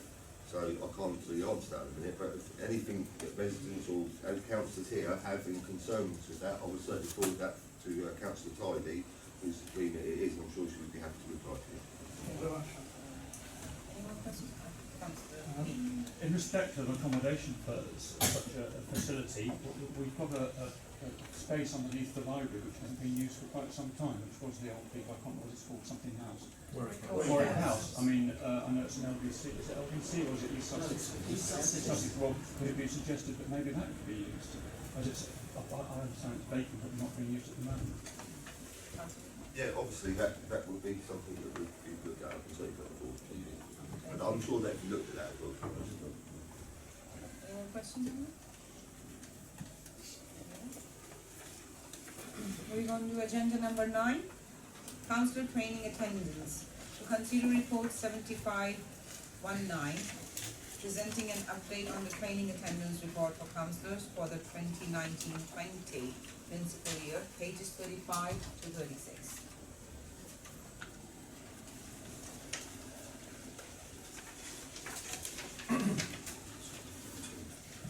Thank you, Madam Mayor. Yeah, I just want to say there's some little gaps on my training attendance, and I want to apologise to the staff of Sewells and Park James for not attending at around that time due to my health. For people that don't know, I was very, very ill, and I had to have an emergency operation. So unfortunately, that did knock me for sick. So I wasn't around at that time. So I do apologise, but I will try to make an effort for the next training. Thank you. Thank you. Thank you, Chair. Yeah, it's, some of us have already done a couple of terms of town council, so obviously it is good to attend training where you know it's a bit of a brush up, if you like. But some are quite confident in what happens. So it's perhaps actually put as a footnote that the council, that there are previous experienced councillors who do, you know, if I've got an issue, I'll go to the clerk or wherever it is that I need to find some clarification or something. So, and I think the same for other members. Perhaps just the wording of it could be just a nice quite surprised to see it there, but you know, attendance there doesn't necessarily make it a bad councillor because you haven't had some training or whatever. All right, thank you. Just to remind you, the business published as a resolution. The council that we do this, that's why we do it. Yes. It's footnote in this week. Councillor Honeyman, have a question, or Councillor Cash? Councillor Layton. Thank you, Madam Mayor. With all due respect, could I ask whether there's a programme for mayor's training, which is not mentioned? It should be. I asked him. Right, any more questions? Councillor Brown. Madam Mayor, Was that the onside and deputy mayor, I think? I commend the councillors on attending these training sessions. However, I'm a bit concerned about data protection issues at the moment. I'd like to ask if we could have some more training on data protection, particularly if the meeting is decided to be illegal, then councillors have been given access to data which they're not entitled to, which is illegal, which could lead them to be charged with, in the courts. I think we ought to mitigate that as much as we possibly can. We can add that to the training programme for next. Don't mind. Following on from that, really, I understand that some of the data protection information is put on Cyrus, which is a computer system operated by one of the schools, and some of us find it very difficult to work Cyrus. In fact, Cyrus has been down a lot lately and been for maintenance purposes. And I wonder if we could have a training session with regard to the use of Cyrus. I haven't a clue. Councillor Cash. I would also like it, if possible, for have some chair training in the hope that one day I might be able to chair a committee or something. Sure, you're very competent there. Any more questions, anyone? Just make a comment on what you can publish that worksheet. I mean, some councils, you've really got to look at like Lewis Districts Council, what they've got councillors on the website, all sorts of information they put down for attendance. So it is, I mean, we're quite limited what we publish for some of our councils on our website and so on. But some councils do really go the whole way. I don't know if I overdo it, but that's what I put that in anyway. What type of information do you need? Well, again, it's more attendance, but big details, an awful lot of information about all the past committees they've been on and everything. It's almost like a history, And we publish that as well at the end of the year. Well, the whole history for it since they've been elected on that particular Yeah, we council. do the percentages, so we have, so we get, if you remember, we've had situations where some councillors have over 100% attendance, because they've attended some as a substitute for others, so they've actually attended more than what were required to attend. So, yeah, we do that at the end of each municipal year, we produce that report. I suppose it's about being open and transparent. Yeah. Well, I would like to commend this one. Councillor Edson have won this competition of attending all the council meetings. Only one. Well done on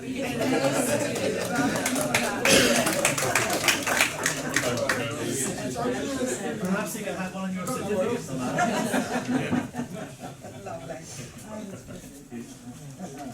You can sit here next meeting.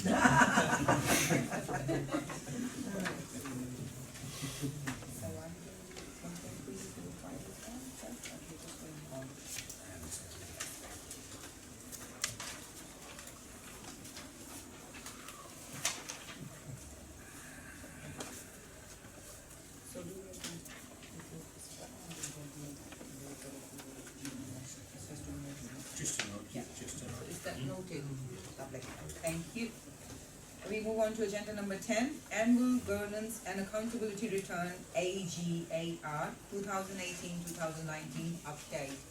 To consider report 7819, updating the council on the status of the 2018-2019 AGAR, pages 37 to 43. This produced by Lucy, who's not here this evening, but she's done an excellent job as usual of making sure everything's in order, presenting our accounts, and getting a clean bill of health for the council with its annual return. The figures on page 42. I don't want people to think that our reserves have gone up. The general reserve or the general fund has shot up because it was previous last year was 177,000. This year it's shown 657 at the end of the last financial year. Sorry, that was because there was a lot of income we received, such as SIL money and 106 grants, which had to be spent, but we didn't spend it within that financial year, so that carried over. So the true picture of our general fund is actually nearer about 170,000. Most of that is earmarked reserves of one type or another. So I don't want you to think that there's as much as that there generally, it's not. But other than that, as I said, Lucy's done a great job getting this all together and getting us a clean bill of health again. Happy to answer any questions. Do you have any questions? I'd just like to point out that SIL money and grants and monies like that have to be spent on the purpose for which they were granted, and you can't just put them into general fund to make it look good. So the town clerk's quite right in what he said. The general fund actually is about 177,000 and not is that one published, because that money's already spent in effect. Any more comments or questions on that?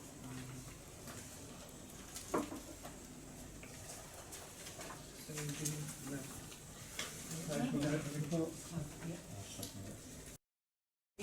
vote for approval of the report, please.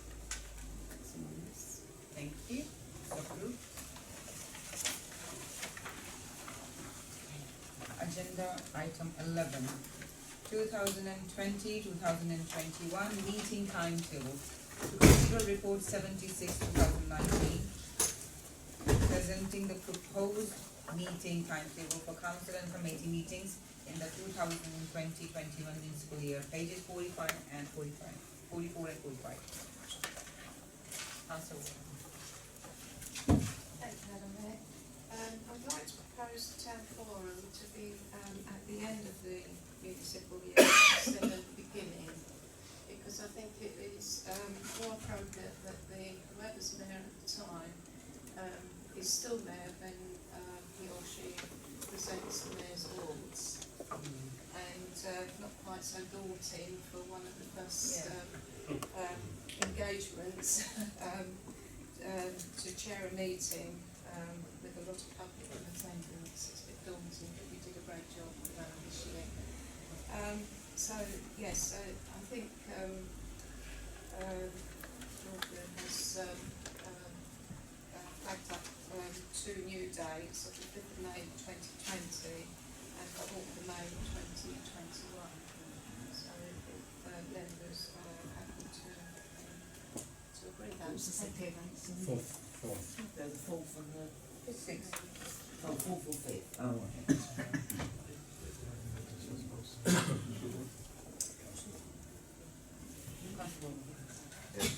Councillor Morgan makes a really good point, and I would actually totally support that. Thank you. Yes, please. Any more questions or anything? Shall we? Would you like to? I'm happy to change the presented report to Yes. reflect that. Lovely. We've already had a chat about it. We've discussed the date. Well, It's not, the dates are there, so the dates for the 2020, the May 2020 one will be the 5th of May, and the date for the 2021 town forum will be the 4th of May. We looked at diaries to see how that works, so. Just add one thing. Obviously, when you get to election year, they want to put that Thursday. We've had that discussion, yeah, about earlier, so that's, we'd have to then throw it into. It's different on election year. They're still there until the new mayor's elected, aren't they? So it Yeah. wouldn't- so it wouldn't actually matter, right? No, no one, yeah, but by the time you have the town forum, the new mayor would be elected. Yeah, it'd be difficult to have it in the gap in between. But you're right, they are still the mayor until the new mayor's appointed at the AGM.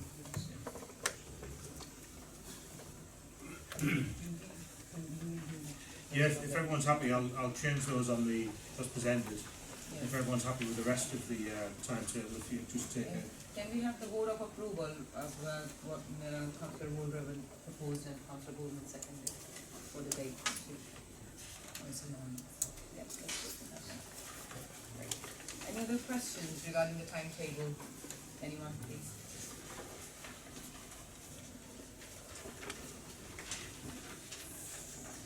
Move on. Agenda item 12. Health Hub Working Party Interim Report. To consider report 79/2019 presenting an interim update report from the Health Hub Working Party, pages 46 to 50. I'd like to ask the suspension of standing orders to allow Mr Grimble to speak on this matter. Just Mr Grimble, as he was a very valuable member of the Working Party. Otherwise he can't have a voice. Mr Grimble, Councillor he's not under the Working Party. Yes, he was. He's not. He was. Councillor Cash. Madam Mayor, I have asked Georgia at this point I could put a motion to the council tonight, and she agreed. I wondered if this is the appropriate moment to do that, please. So that's okay? What I'd like to propose at this moment is that we change the name of the Working Party from the Health Hub Working Party to the Seaboard Town Council Working Party on GP and healthcare services accommodation. This is because in September, the members of the Working Party asked to change its name as they felt the Health Hub Working Party was misleading and did not reflect our terms of reference, which were to identify a number of possible means to provide accommodation for GP and healthcare services in Seaboard, and that we decided we were not going to discuss the Health Hub issue, which was under scrutiny in Lewis. We were told at that time it wasn't possible because it had been set up under that title at the previous council meeting, and that we could put a motion forward tonight to change that, the title. If agreed, this would avoid future confusion and also alleviate the need to make a statement like the one included in agenda item 12 for this meeting, which reads, the Health Hub Working Party interim report is considering the report and submitting this to the District Council. It is not a discussion of the Health Hub per se. And furthermore, the new title is a more accurate description based on our terms of reference. So I'd like to put that motion forward if I may. The motion is to propose the change of name of the Working Party from the Health Hub Working Party to Seaboard Town Council Working Party and GP and Healthcare Services Accommodation. Okay. Do we have a seconder for this? Can we please have a vote of approval? 1, 2, 3, 4, 5, 6, 7, 8, 10, 11, 12. And against? 1, 2. Abstain? 1, 2, 3. So it's we've got the majority to approve it, so it's approved that the name will be changed. Thank you. I'll come back to my motion to suspend standing orders, please, Madam. Sorry, Councillor Dunn is Sorry. on you to decide Let me just what have the a mayor second. decides. And just may I pick up on Councillor one point. You can't be, I'm not totally Clark and correctly, you can't really drop standing orders allow one member of the public to speak, it has to be. No. That's just the point I'd like to avoid, so. Thank you for that, Councillor. So I'm not. You can drop stand those to no specific person at all if you choose to. Right. Because the person, there's a reason for that. You know, in this case, I think the idea is that the person was on the working party, that he brought some expertise to the working party. Contribute. Yeah. I think, I'm not saying whether you do it or not, it's up to you as a council whether you do it. Yeah, I think it's a shame. I really appreciate that what it's brought to the evening, obviously, but it's, other members of the public might have to say something. I think it's given us that we should allow on this occasion, if other members of the public wish to speak to us about that, then they should be able to do so on this occasion. Thank you.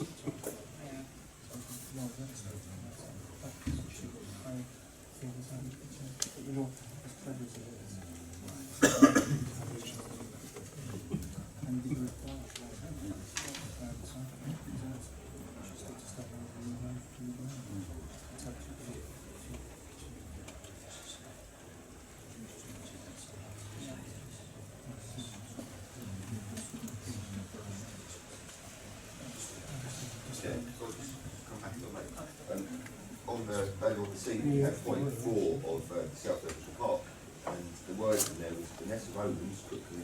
So maybe on this occasion we want to make it easier, more transparent, but we've changed the motion this evening to allow Charlie Grimble specifically to speak to this meeting, draft minutes, to the draft report for the meeting. And that may, or in future perhaps we do have members of the public come here to address the council that we're missing people like that this evening, but we would word it correctly so it's much better understood from the public. So I don't quite get all really what the facts that. So, would you like me to suspend the standing order and allow one person, or would you like this to, can we just please have So one thing, about, if I'm happy, Mr. Grimble to speak, but we're not having a full debate on the issues, the for and against, the how, the for and against, but I hope we're not doing that tonight. I don't think that's the agenda, is it? Yeah, Not tonight. I mean, I hope that people realise they want to talk. we already had We're talking to about speak where we are with the next report coming up, hopefully. It's not about, we're not doing the for and against, are we? Maybe one way to resolve this is to ask Mr. Grimble if he's got anything further to say. Yeah, because he's already had a speech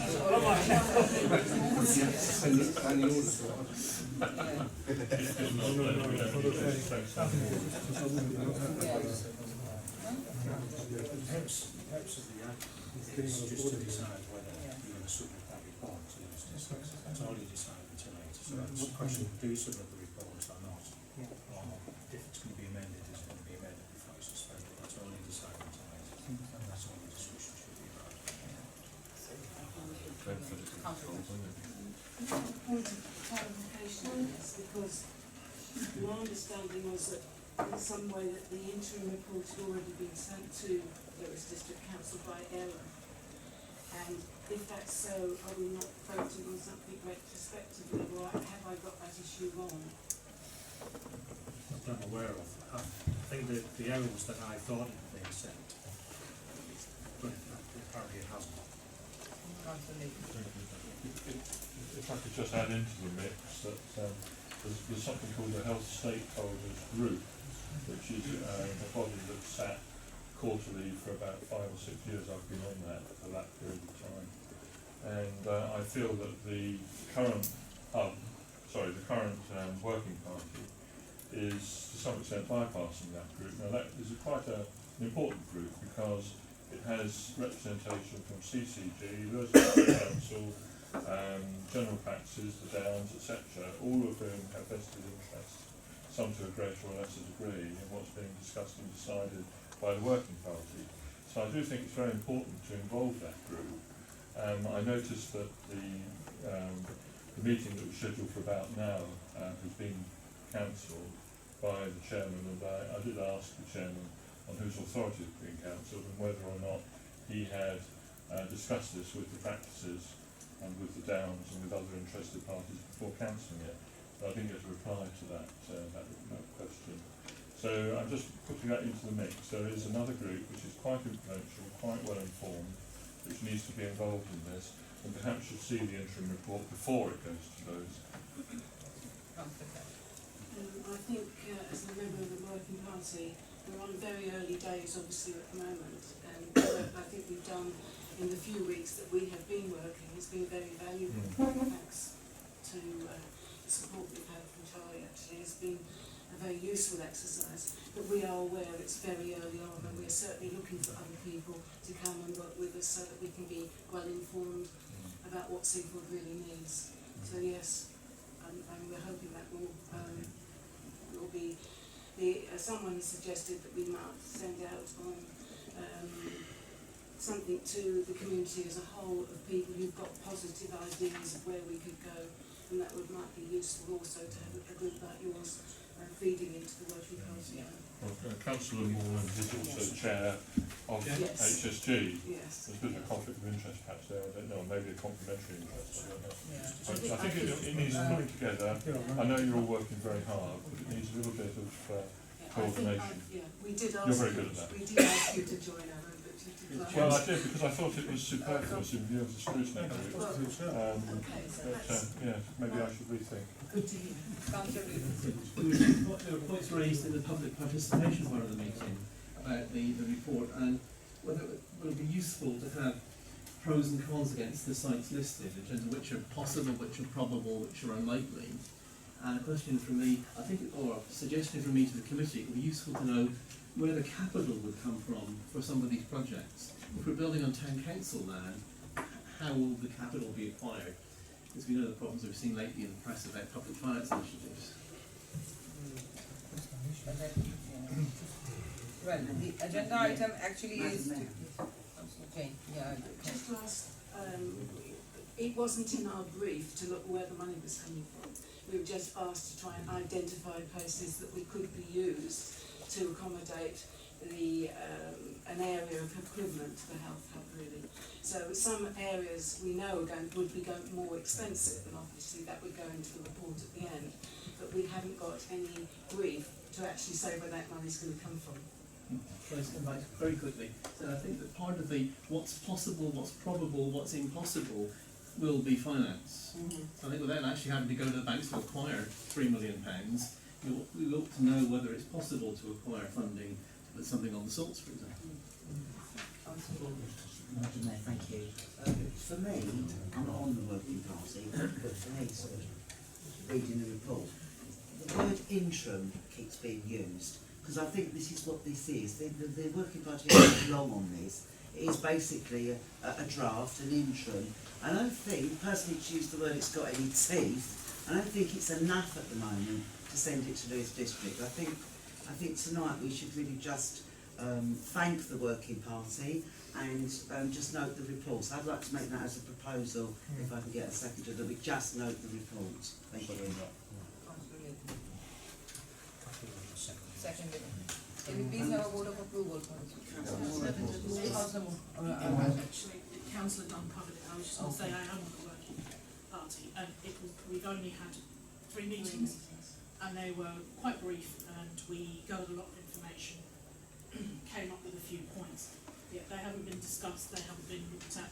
It's just really, it's almost like a bullet point of ideas at the moment. We have a lot of research to do, covering to do, and again, that was just, this report doesn't reflect our final or even halfway of ideals. So it's not really ready to go to Lewes, and it's not really ready to be sort of put before people and decisions made or discussed. It's just literally, it's come up with an area, a few areas, and there's a lot of research and discussions that we've got to have as a group. So this is nowhere near ready. Sorry, just one more point. Are you sure that you're not duplicating what Lewes is doing? And is Lewes sure it's not duplicating what you're doing? And are you complementary or competitive? So thank you. So when I was in the meeting where the it was put to me that just in case we might need a plan B, everything else is progressing fine, but we might need a plan B, and they wanted people on the council to have a look and see if we could come up with that. It wasn't, and the idea was that the councillors of Seaford should at least come up with some sort of plan so that it's not decided by other council members. We should have something put forward, they can choose to disregard it if they want, but just that we have some sort of a voice should the worst happen. And that was how it was put to me, and that's why I agreed to go on it.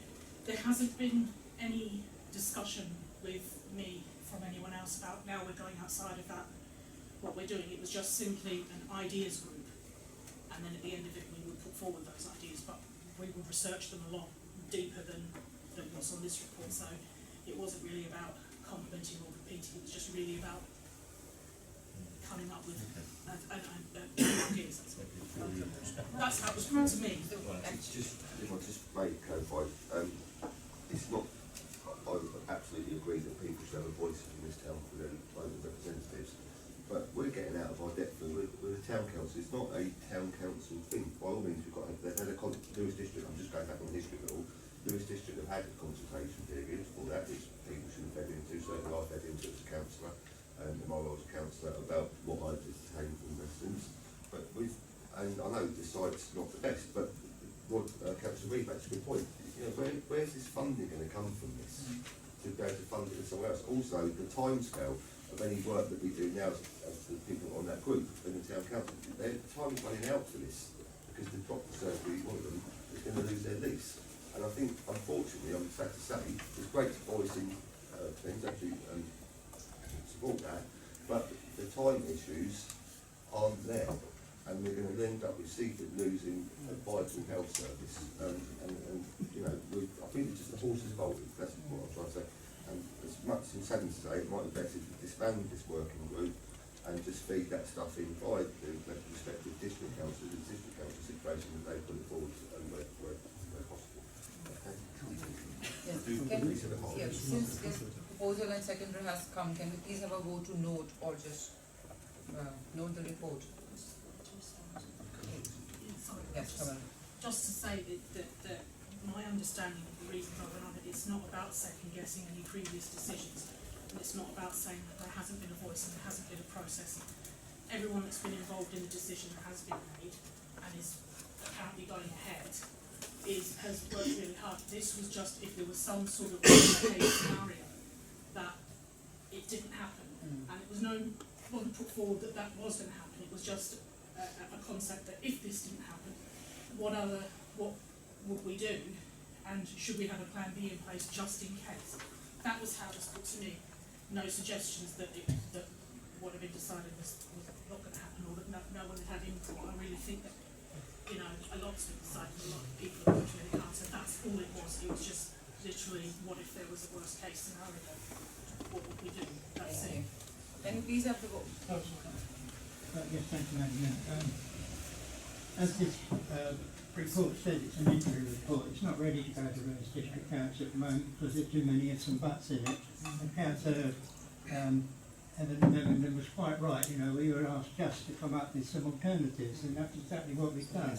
However, I do feel that this report does lack a bit of, you know, this is a possibility, this isn't, you know, and it needs to be re-looked at. Problem is, time we re-look at it, time's run out, and Lewis District Council had already come to a decision, so it's all a bit sort of past tense, really.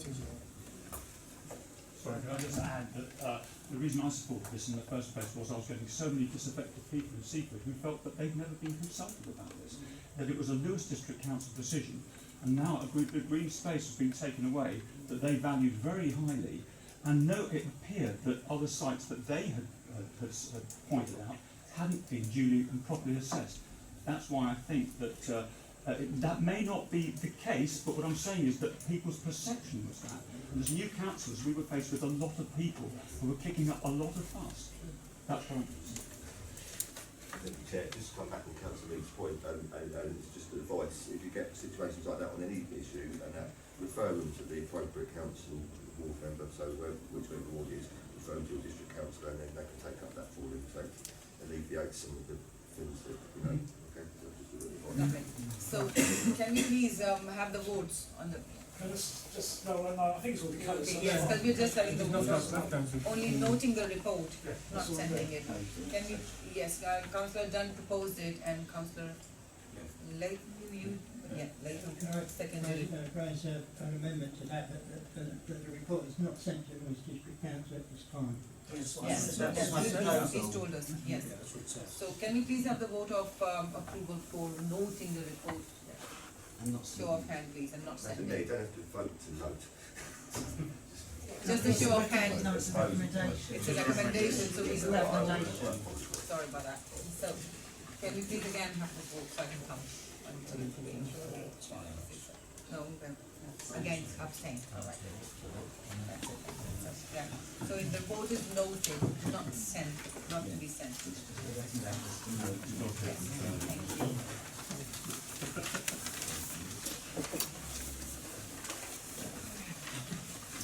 We've got agenda item 13, 2019 Christmas shutdown.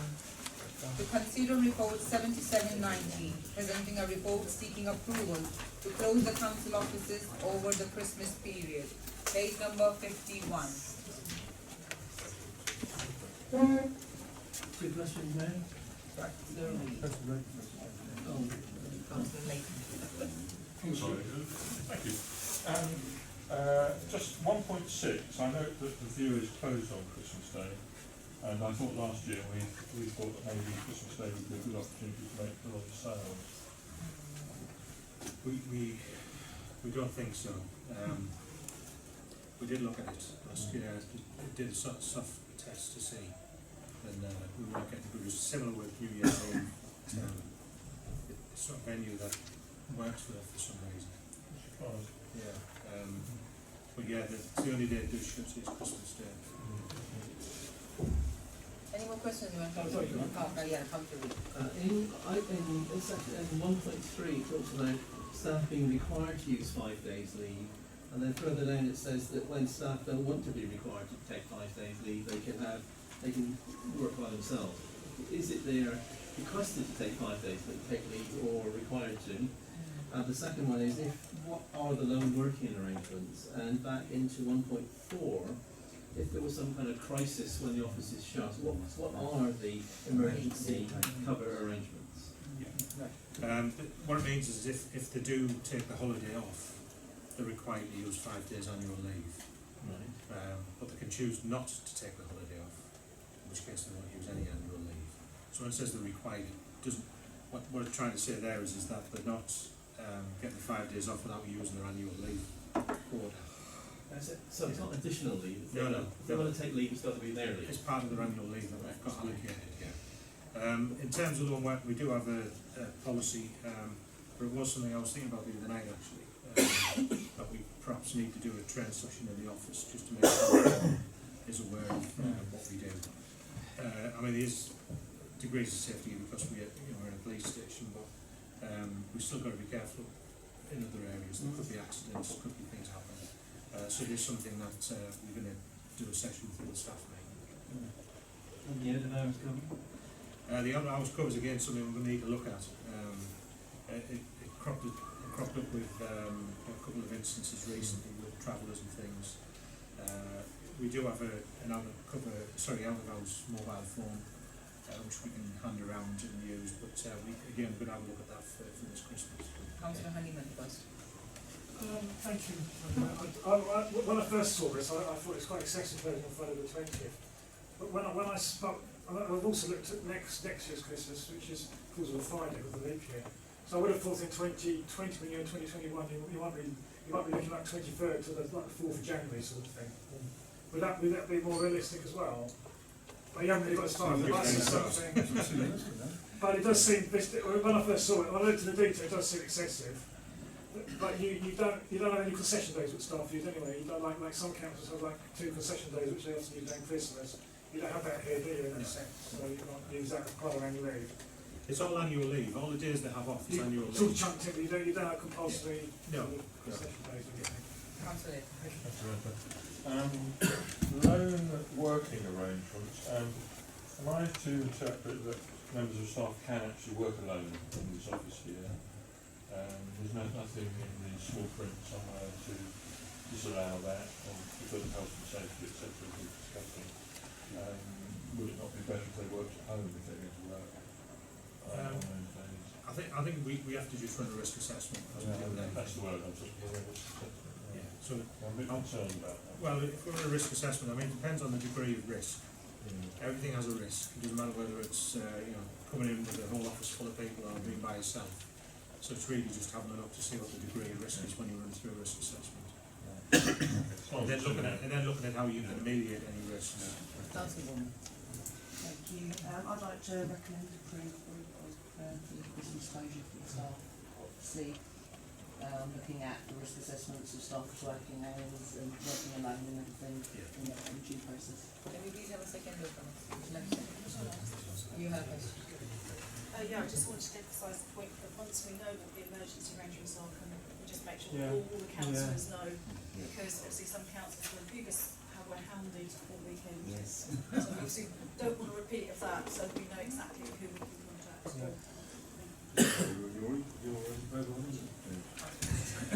Just going back to what Councillor Latham touched upon the golf being shot on Christmas Day, and that until you tried something you don't know. I mean, you know everywhere else menus are obviously significantly increased because of the fact that it's a festive season, and I think we're losing a trick there personally, and I think perhaps Councillor Latham suggested we should really look at that. It's too late this year. I've got to start planning quite early, but I'm sure that there was opportunity there for to be explored that would make a profit of Pumpkin Day.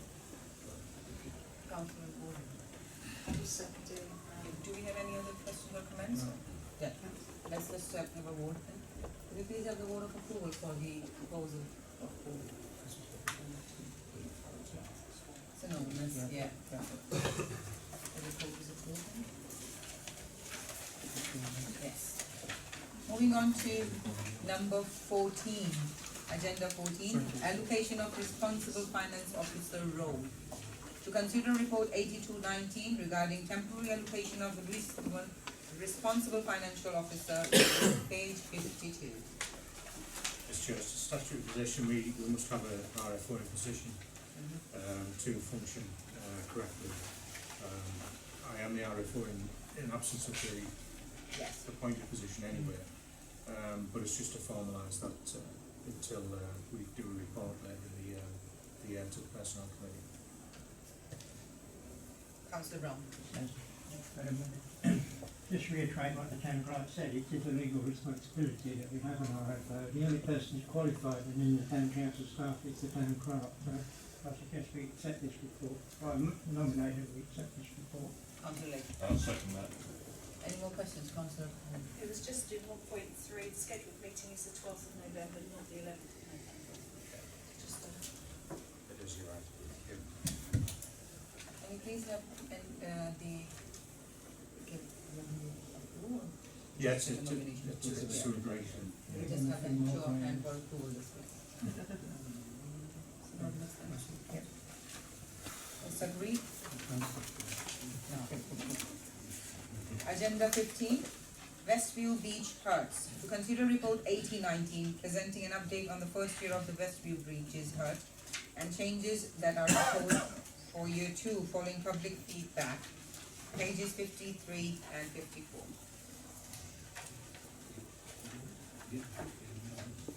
I'd like to say a couple of points about this. We have had a lot of very positive feedback, a lot of happy customers, and as it says here, about 95% bookings, which for the first year has been fantastic. October obviously hasn't been the best month, but apart from that, it's all been really good. I do take on board some criticisms, particularly from the gentleman, and we are looking at these for next year, and we will take into account all the points. If I can just address some of these, the hut's being moved to the front of the prom with about a metre back from the shingle. We feel this will alleviate people going across the prom because people will go to the front of the hut. They'll be encouraged to go to the front of the hut. and we will monitor the situation. Also, having the huts in pairs means that every hut has an end. So whereas before we had all the huts in a row, some people had very little room out the front. With this new location, there's room out the front and around the side. So that also addresses the point about the huts being too close together. We hope we won't block the view so much with them being spaced out. With regards to planning permission, did discuss this with our planning officer, and it was deemed that we didn't feel that we needed planning for this. It was under permitted development. But since then, LDC have approached us, and I'll just note what's said on here from our planning officer. LDC approached us for a request for an application, but we informed them of the full details and in particular the fact that most of the structures will be removed for the winter in the next few weeks. We've also referred to our permitted development rights to erect small ancillary buildings to assist us in carrying out our functions. We will be supplying further information to LDC relating to the nature and dimensions of the huts, with a view to LDC deciding whether a formal application will be required. So if they deem an application form is required, then we will submit. I think that's about it, really. Thank you, Lord Mayor. Yeah, I'd like to speak on this item only because I did rent one of the beach huts, well, I did it twice with a group of friends. So to be honest, having done it twice and I was down there, I witnessed some of the complaints that have been raised. Popular on a daily basis because many people can never afford to buy a beach hut. I certainly can't and my friends can't, so that's why we did rent one. But unfortunately they were very popular for birthdays and big anniversary parties where there would be 30, 40, maybe 50 people would turn up and spread all over the promenade, including their food and everything else. So I witnessed this firsthand. Also on the toilets, I know they're portaloos, but they were absolutely, through the summer, because we rented in July, they were really disgusting. They really smelled bad. They weren't clean to a very good standard. I'm not very happy about noting just the contents of this report. So what I'd like to propose, and I hope I get a seconder, is that we delegate this to community services so that we as a committee can discuss this in more detail or in finer detail and make decisions on where we go for next year. You know, whether we do situate them on the shingle side, whether we move them all together. I think as a smaller committee we could discuss this. So my proposal is that we delegate this to community services, hopefully for the November meeting or the first meeting next year. Thank you. Oh, thank you. I'm just going to do the same. Can you please have the vote for that, for approval? Yes, or no? Councillor Edson? I'm abstaining. Abstain, okay. It's a wait. So,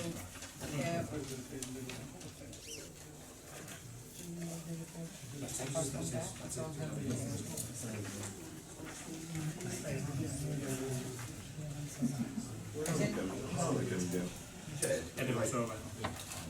If I just made over on that, could I just thank Tony and the project for the work they've done with the beach huts, and it's great to hear that it has been successful. I know it's not a piece that I'm in the room, and I understand that, but a vote of thanks from me, particularly with the hard work you've done there. So it's a nice thing to see, and a sensible development. I second that. Thank you, Tony, thank you. Agenda item 16, Councillor motion, declaration of climate emergency. To consider report 8319 regarding a councillor motion put forward seeking for the council to declare a state of climate emergency, page 55. Yes, please, Councillor Mead. There's obviously a lot of controversy about such a subject. I felt constrained to put this to council because Whereas certain things had been decided by government and various bodies, for instance the Climate Act, which Councillor Latham has referred to, was drawn up in 2008, which is over 10 years ago. And these things are moving forward very quickly. It's rather like Brexit. You have an opinion about it, you believe it's in a certain situation, or you don't believe in that situation. Going forward, you don't quite know what's going to happen. I think when we started Brexit, nobody could have foreseen what an enormous undertaking it was, and that we would have come so far and still not actually even have a result now. And we still don't actually know where we're going. I think what is dangerous about climate change is that there's a lot of opinions and a lot of reports, and some people believe some reports and some refute them, scientists as well as individuals. But from my point of view, I do see things happening. There was a BBC report, I think it was only a night or two ago, talking about the glaciers in the Hindu Kush and the Himalayas melting very fast. And ladies and gentlemen, we have a Pakistani mayor, we have 2 members of the council who I presume come from a similar area, and these are going to have huge effects on people the other side of the world. We might say, well, that's not really our problem, but climate change is something that affects everybody and will do more and more. So, Councillor Latham said in his, I don't know if you've all read the little correspondence we've had online, he said he did believe there was a pollution problem. I think what he's referring to is a visible pollution problem, which is litter. Plastic-free seafood is a good idea, and I fully support him in that. It certainly is a good idea. But I think what you don't see in the way of pollution is what is in the atmosphere, what's in the water, what's in the soil, which is very small and very difficult to quantify, but it is there, and scientists can quantify it. I think carbon in the atmosphere is something like 411 parts per million, which sounds like it's trivial. What's 411 in a million? It's a tiny fraction, but actually it has a huge effect which we're only just beginning to understand. So I have said online and in this deposition you have here, which by the way isn't a report, it's just my ideas that I think it would behove Seaford Town Council to look forward proactively to do something that will possibly in the long term benefit our community in the way that we could protect ourselves from sea invasion, we could protect ourselves from atmospheric pollution, etc.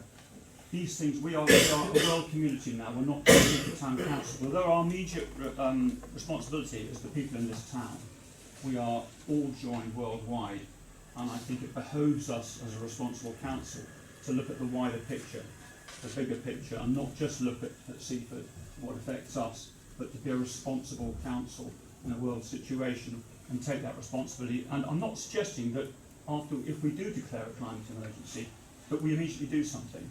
But I think it sets a precedent, and it also ups the game for proactively doing something about it, which we can all decide at a future date. And Councillor Latham, one of the points, and I think Councillor Borman pointed out, there could be economic repercussions for this. But my point is there could be economic repercussions for not doing anything. And I would put to you that it's better to take a conservative approach and be cautious and think we could put some things in place possibly that would help us in the long run, as opposed to burying our heads in the sand and saying this may never happen and maybe the scientists will do right.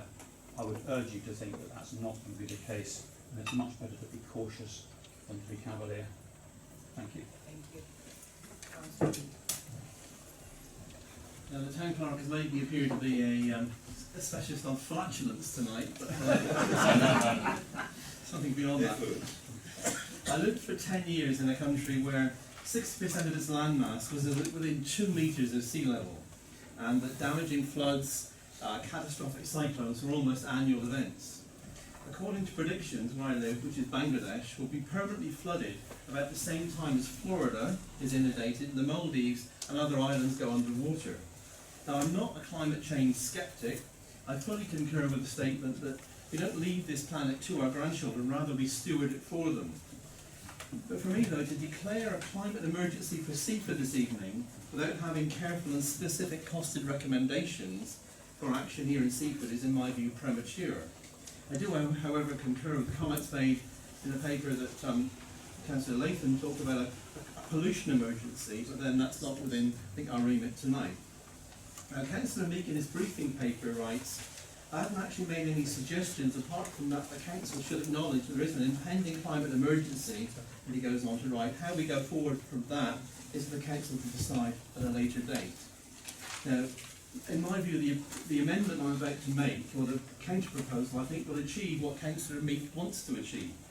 My counter-proposal is that we put Seaford Town Council, aware of possible risks to the town from climate change, forms a councillors' working party to consider the situation in the town and to bring forward a series of specific costed recommendations for climate change adaptation actions and amelioration measures here in Seaford, with reports presented to the Town Council for consideration and possible action in 3 and 6 and 9 months from the date of the working party's first meeting.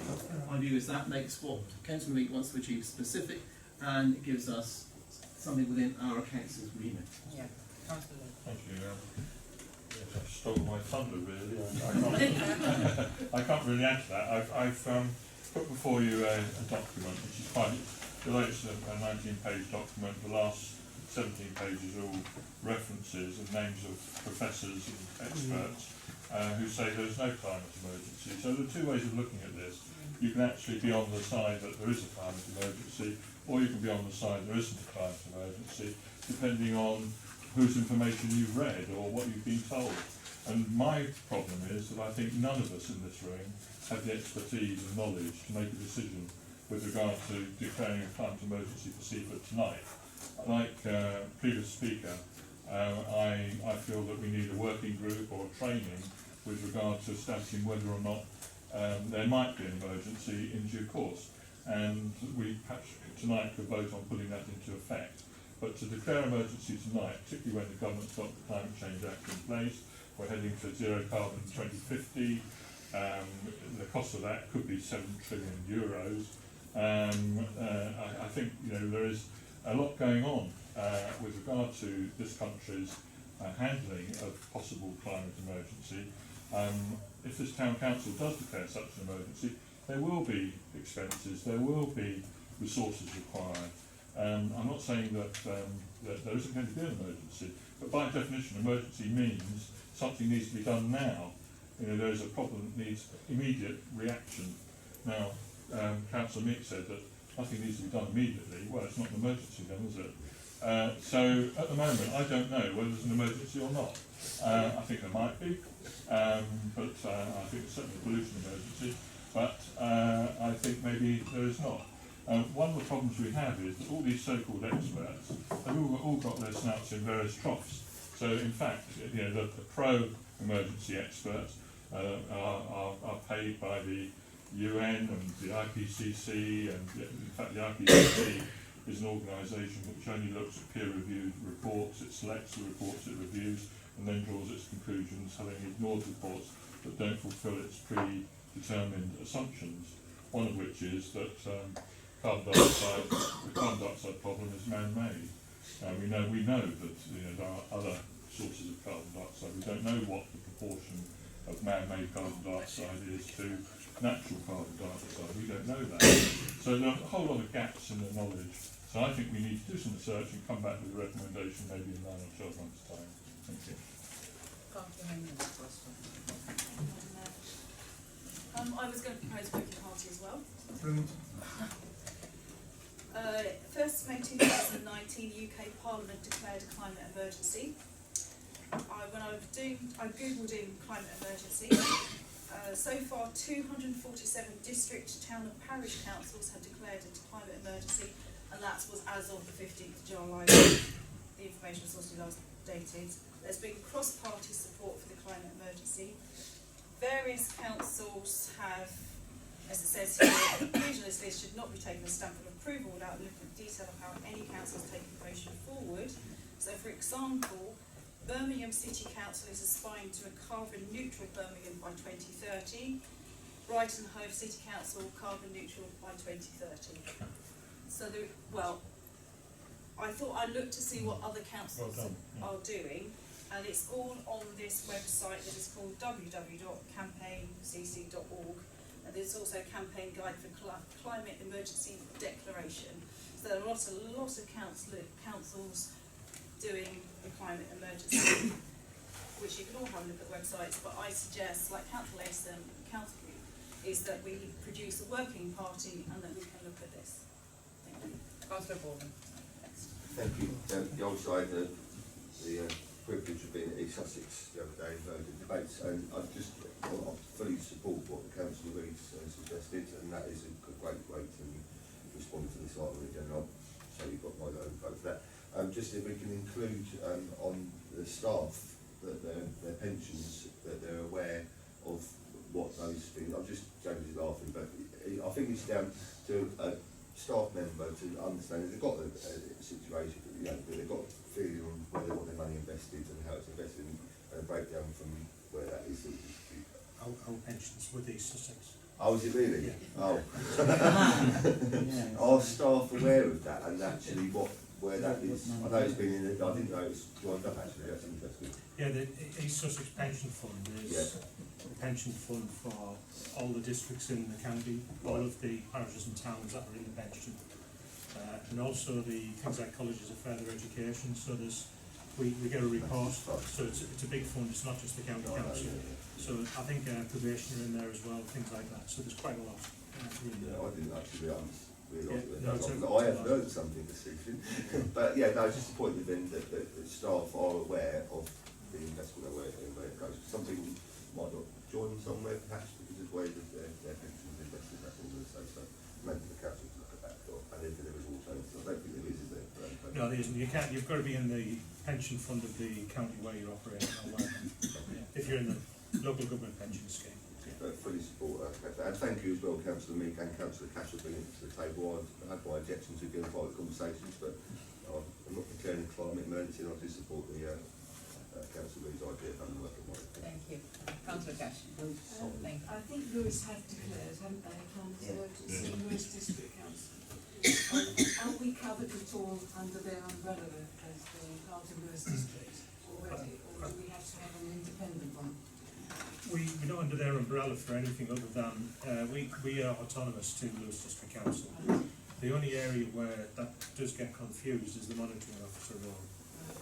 But that's a statutory position, and the monitoring officer, same as the pension scheme, for East Sussex covers the whole county, the monitoring officer role covers the whole district. But it's independent of the council itself, the monitoring officer, it's a standalone position. So that's the only area where we fall under them. We can't get down with the umbrella that way. No, we can't, but I have had a couple of chats with a few councillors who've been in to see me about the proposal, and I think from my perspective there is a lot of councillors out there that have adopted it. But the key thing is what's the expectations of us as a council in anything. We've got to be very clear in what we as a council are going to do. We've got to then consider what the resource implications are, both financially and staff. For example, Lewis District have done that declaration, but they've now got officers solely working on that area, and they're presenting reports on a regular basis over the next 12 months back to the council. I don't know who they are, but I'm sure they've got people specifically working on that, either employed officers or paid consultants, one of the two. We haven't got the expertise either. So even the statement of saying we'll go carbon neutral, I haven't got the expertise to determine how much carbon we're using at the moment as a council. My guess is it's not a great deal. Vehicles, for example, we only have one vehicle, and then we have the machinery on the golf course. But of course there's electric and all the rest of it that we use. So we need someone in to even do that for us. We couldn't do it ourselves. So I think in terms of the working party, that's the type of thing it needs to look at, is what is the expectation of this council. And yes, I think we should be approaching Lewis, and I've got a meeting with the Chief Executive in a few weeks' time, and I will talk to them about it. Certainly, I think what I'll be encouraging him to do is perhaps for the district council to open up what they do to all the parishes and towns, not just us, and just see what can be done, in that respect, and how they can help with the expertise they're buying in. I've got it. And we had a meeting with the Environment Agency this week, did we not, Tony? and Tim was saying, we're at Splash Point, with the high tides and with the wind that weekend, we were within that amount, did he show on his fingers, of having flooding over the topping at Splash Point end. We're always looking at the other end, and they were then starting to review whether the shingle movement had to be changed, and whether we would have to build some kind of retaining wall at Splash Point end as well. So it looks as though it's coming, and certainly the amount of rain and flooding we've had over the past year has been more extensive than we've ever had in Seaford before, and we've got the lady from the Cookmere Haven saying, I've never seen anything like it. And I think I saw someone on television saying that they were very good as human beings at short-term planning. What we're very bad at is long-term planning, and I think that's the situation we are in at the moment. We've got to get better at our long-term planning if we're going to have a world suitable for our grandchildren. And James knows when I seconded this, I think that I did suggest at the time that a working party might be a good suggestion, and so I've heard from others this evening, so I'm in favour of that too. So we have a proposer and a seconder. Yes, council. Thank you, Madam Mayor. I'd like to thank Mr. Mead, Councillor Mead, and Councillor did what about the Asian country in Bangladesh as well. Last year before, they had only once in flood, 2 or 3 times happened somewhere land. It's very, very unusual because of climate change, and it's not only affecting Bangladesh, India, some part of India, Assam, Pakistan, and other Asian countries. So as a humanitarian ground, I think we should look worldwide for everybody. Like Bangladesh got GDP last year nearly 7 points, but they could not do because of the natural disaster, so many things happening. So my art to everybody, we look for this country as well, and we look worldwide as well for the poorer country like Africa and Asia, some countries are suffering with climate change. Thank you very much.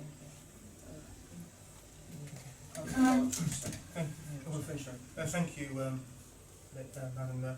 I'd like to second Councillor. Was it done? I didn't hear it. Okay, fair enough. Okay, there's 2 things I want to say. First of all, is that if we're going to do something, what are we going to do? Let me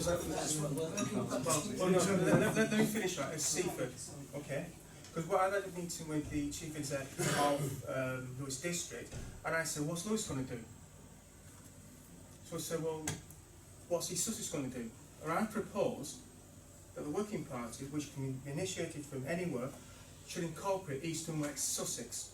So instead of just doing one tiny little piece for Seaford, why don't we expand it across East and West Sussex?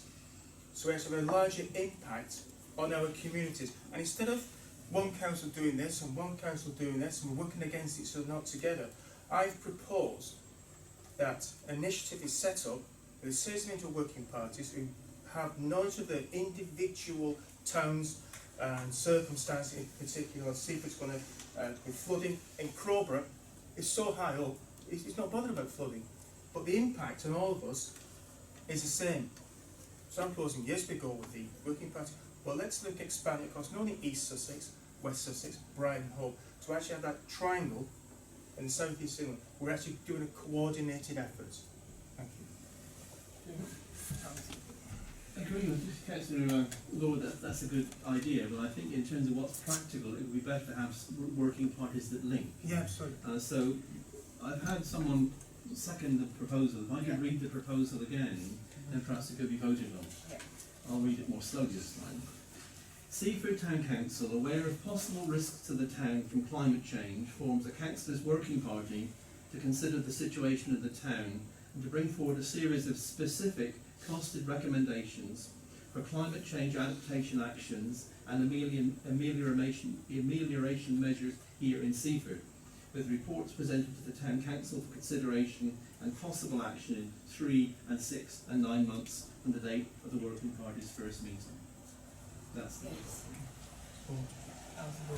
Yes, again, I'm quite happy to accept that. Councillor Lord, I think maybe what James was alluding to, whereby he was going to go and talk to the Register Council, that would encompass what but obviously that had second that.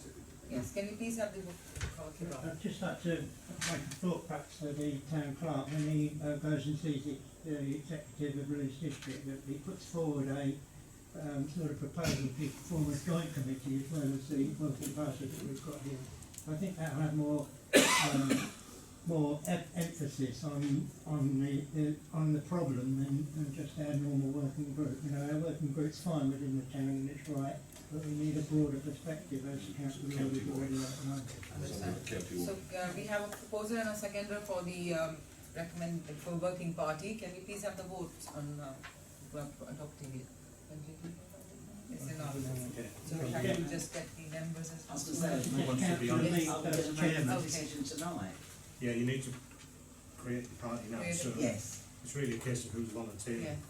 Councillor Meeks, Chairman. I'll be a chairman. Yes, certainly. Certainly not be a chairman. So we've got Councillor So, Councillor Hamid, Chairman. Councillor Edson. Madam Mayor, sorry, just very quickly before we carry on. A working group doesn't have to have a chair. It doesn't have to have a chair for that working group meeting. I think people must misunderstand. Need somebody to lead. You can, yeah, but you don't have to have specifically for us to raise a chair for that meeting or whatever. I don't think that's absolutely necessary. It's just a working group and report back to the council and put points that were put forward. Yes, we've got. Did you say? Please. Okay, can I just check? So I've got Councillor Meek, Councillor Can we have the hands again, Councillor please, if Reid, you don't mind? Councillor Cash, Councillor, yeah, is it Councillor Latham as well? Councillor Everton. So we've got 6. Is everyone just really clear? So everyone happy with that? Yes, is everybody happy with this group? Yes. Propose that that's accepted. Lovely. So it's all the working parties. Could I suggest you, I know it's late, but at the end of this meeting, just have a 2-minute meeting to agree your first date, whilst you're all in the room together, it's much easier. Yeah. Agenda item 17, please. Policy review, code of conduct. To consider report 8419, presenting the revised code of conduct for members, recommended for adoption, pages 56 to 68. Mr. Chair, the council has a policy of following Lewes District Council's code of conduct. Yes. There's a number of reasons for that. It helps with dual-hatted members, but it also helps with the monitoring officer as well. She's making decisions on the basis of the same code of conduct, whether it be district council or town council. So we've had a policy in the past of following their changes. They've recently adopted a new policy which is taken into account when the document was circulated. So the recommendation is we adopt the new policy which totally reflects Lewes District's current code of conduct. Councillor Layton. Thank you, Mayor. I think this is a great improvement on the previous code of conduct policy. Just a couple of points. Under 7 principles, number 3, it says members must act and take decisions impartially, fairly and on merit, using the best evidence and without discrimination or bias. I assume this includes political bias as well, and therefore by extrapolation, call over meetings during which a decision is taken with regard to the way a particular party is going to vote would actually be in violation of this, in my view. I don't know if anybody would like to comment on that in a moment. The other issue, Appendix 1, harassment, bullet point 2, it talks about facial expressions and it's a good job Les Dawson is on the council actually. I guess this means negative facial expressions, like sticking out tongues and blowing raspberries and that sort of thing, rather than smiling at somebody. So I think we've got, or doing a thumbs up or something, I think we've got to be a little bit careful.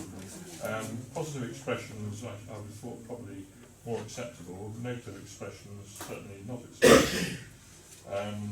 But the overall feeling is that we just don't want to turn councillors into robots in all this. I think it's very important that we maintain our identity and we can sort of shout and scream at each other and then be the best of friends in the club.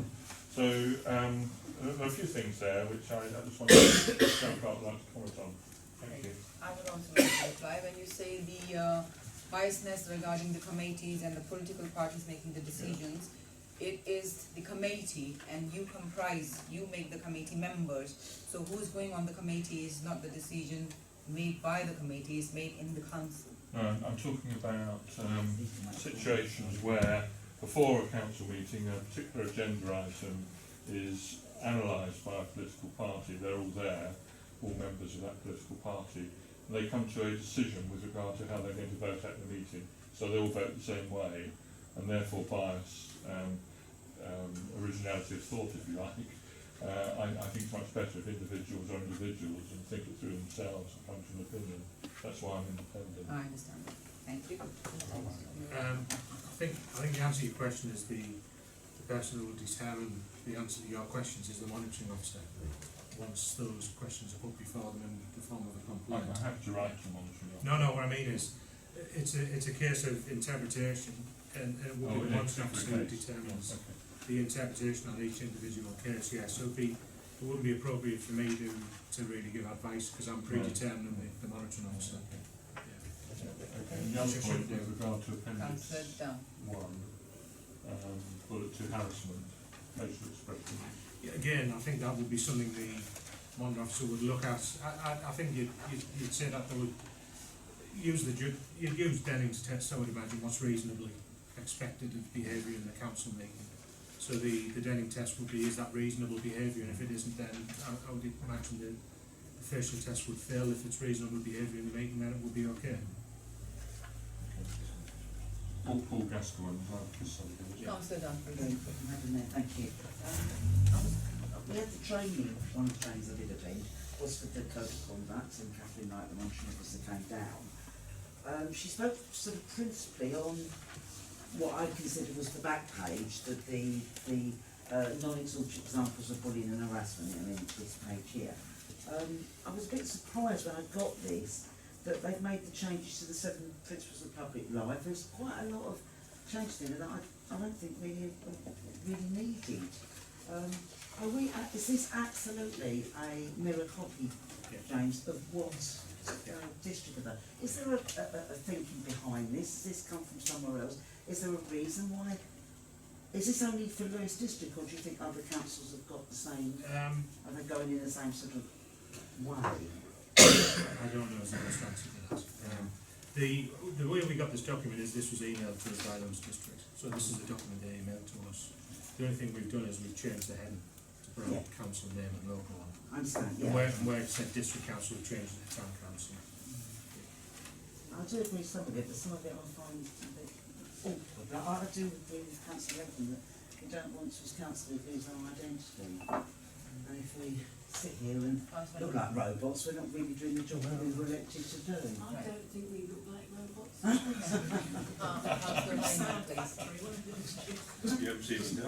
Just quickly, Madam Mayor, yes, I did actually, it's obviously part of this is the Council's Constitution, Chapter 4, we did look at it, and it is, you haven't really hardly changed anything, I wouldn't expect it to.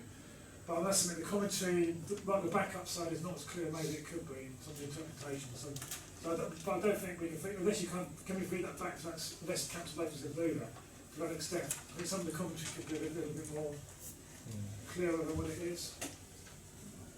Like I think we're in a stage where they've adopted now, so they won't change possibly for a little while. They're likely to change for some time. If there is issues with it, I mean, we are sort of second guessing issues. But if there's issues that arise during the next 12 months, then they'll review their policy, which is what's happened this time. So, if there are issues, they'll review it. As long as they fit in with the 7 Nolan principles, that's the key thing. Okay, unless Councillor and Councillor Duck, I mean, it's quite significant changes this time. There's quite a lot that's been changed over. We just have to work with it, so. Thank you. Councillor Ross. Yes, thanks, Madam Mayor. I presume we're allowed to add or delete from this document? We are, but that would be against our existing policy of adopting a mirror reflection of the... Okay, but there's one or two things. In item 3, objectivity, I noticed it in accordance with the laws being deleted, and I think that should be restated, because I think that's quite an important item. That's on line 2. Without discrimination or bias, in accordance with the law. Because that's no longer an offence. Isn't it? No. The only offence now is a pecuniary interest one. So that's where the laws probably fit in. And to follow up with what Councillor Latham was saying, facial expression is a human trait. You know, we all make facial expressions, and happiness, sadness, you know, disapproval, etc. Perhaps there, with or facial expressions, maybe if we put negative facial expressions, that would be a much better application of that particular disclaimer. That's on the last page. My first appearance as an officer in front of Birmingham Social Services Committee, I was told off by the chairman for smiling on the basis that the Tories, the Labour group, were fighting each other in front of me, and I was smiling at it, and I got told to sit down, and I was being disrespectful for smiling. As you were just then interjected on Councillor Brown. For you two. And again with the unwanted comments on dress or appearance, during the last council, a member of that council once said to me, "You look like a banjo man," because I was wearing a striped blazer, and I took a bit of offence to that. So let's see about unwanted comments or dress or appearance. Does that mean that nobody's allowed to comment on my socks anymore?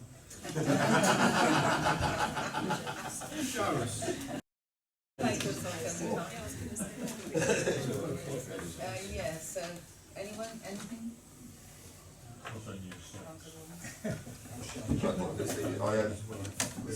It's going that way. It's in line, and that I think it's there to protect councillors as well. But just look at it perhaps as you know, you have to have a significant reason to go and report someone because of their facial expression. But then it's then defined by the monitoring officer whether that's a passionate facial response, whatever. I'm not to be determined. So I'm happy to propose that we accept these in the format that is. Thank you, Chair. Can we please have a vote of approval for this, please? So that's adopted.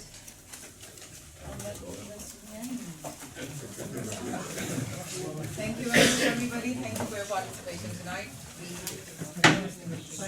Oh yes, sorry, I just forgot it this time as well. Very shortly, we had the inauguration of a member of our community who's standing there at the moment, and he's been inaugurated as a freeman of the Town Centre. I understand that 2 reminders have gone out to council, and so far only 5 councillors responded to say that they'll be attending that function. I think that's a bit disgraceful and it's a bit disrespectful to that person.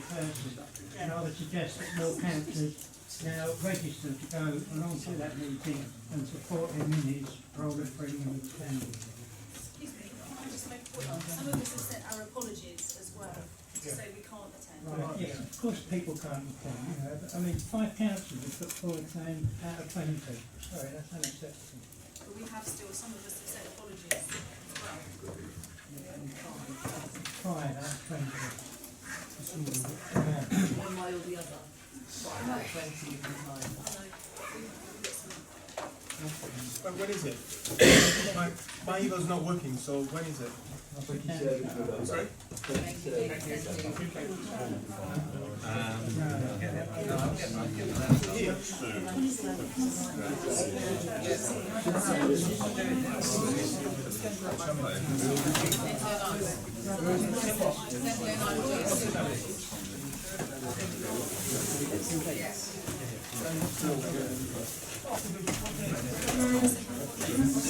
I haven't got mine either.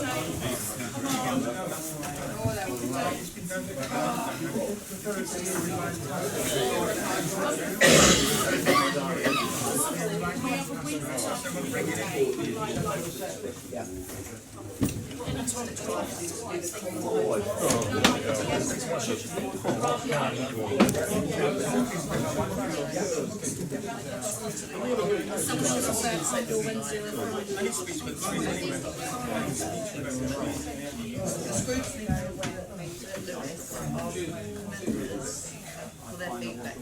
You emailed this with your presentation. Thank you for coming.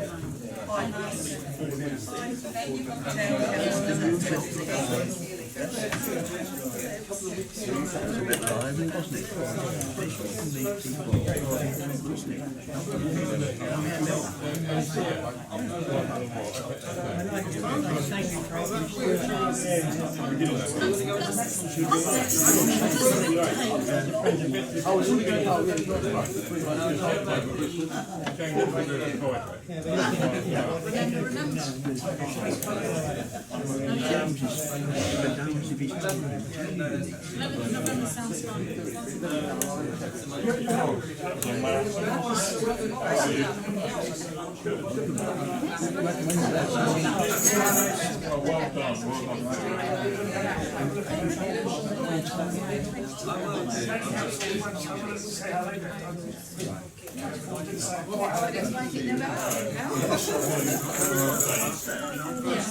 November on the way.